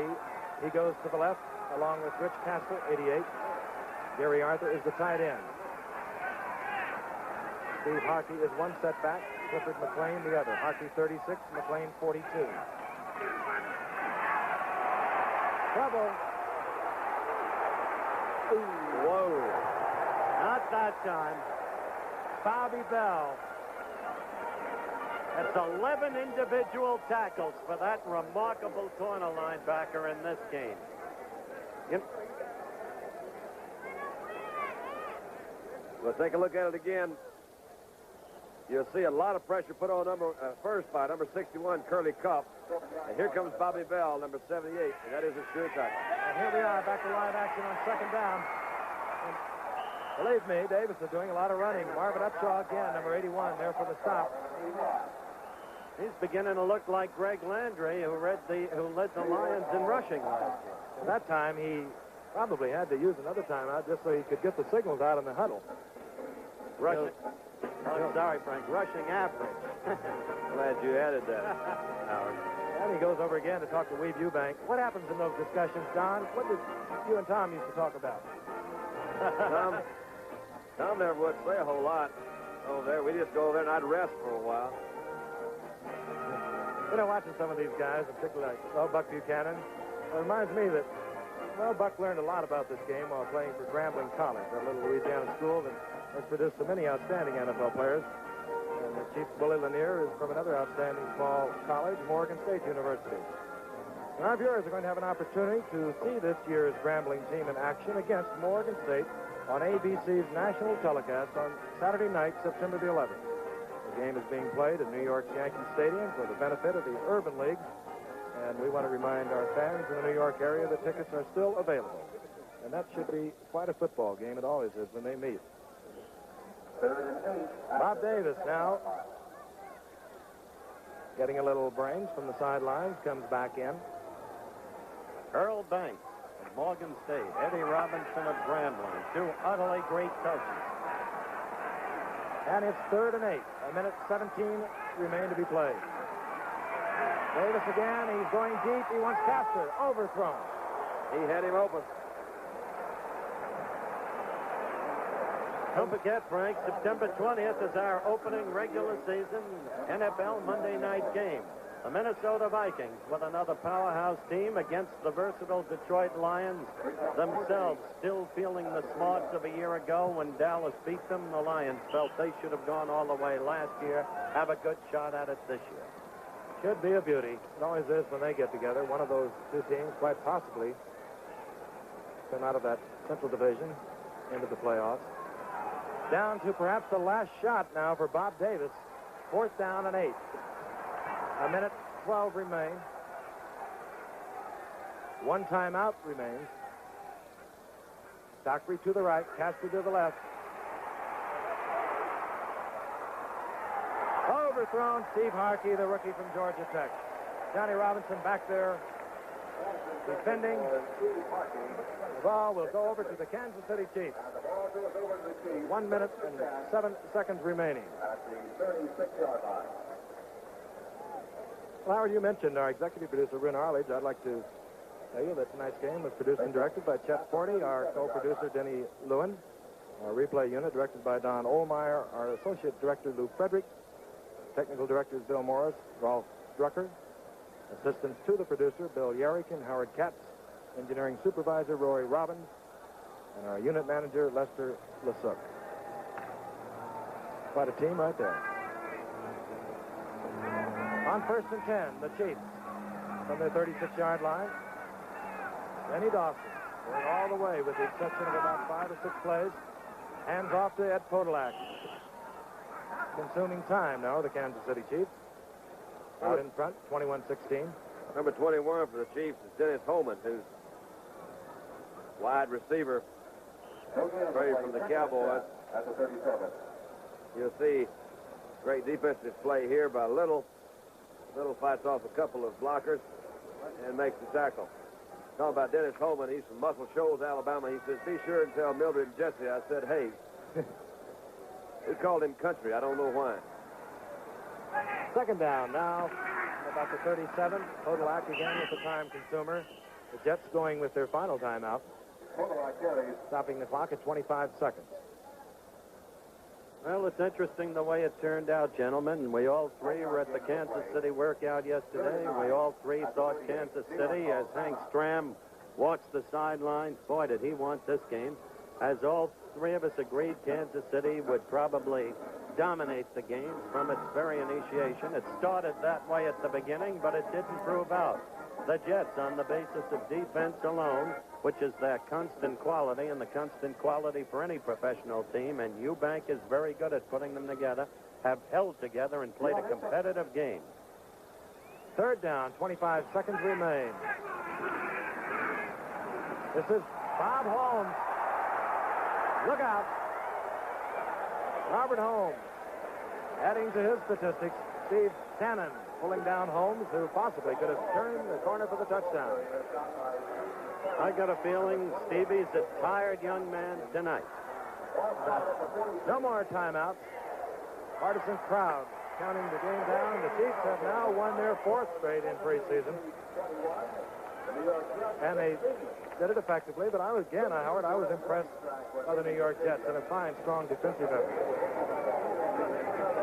Well, for the long pull, I think you better go to a commercial leader. And the final score, as we mentioned, Kansas City Chiefs 21, the New York Jets 16. And we'll return to Kansas City's Municipal Stadium after this message.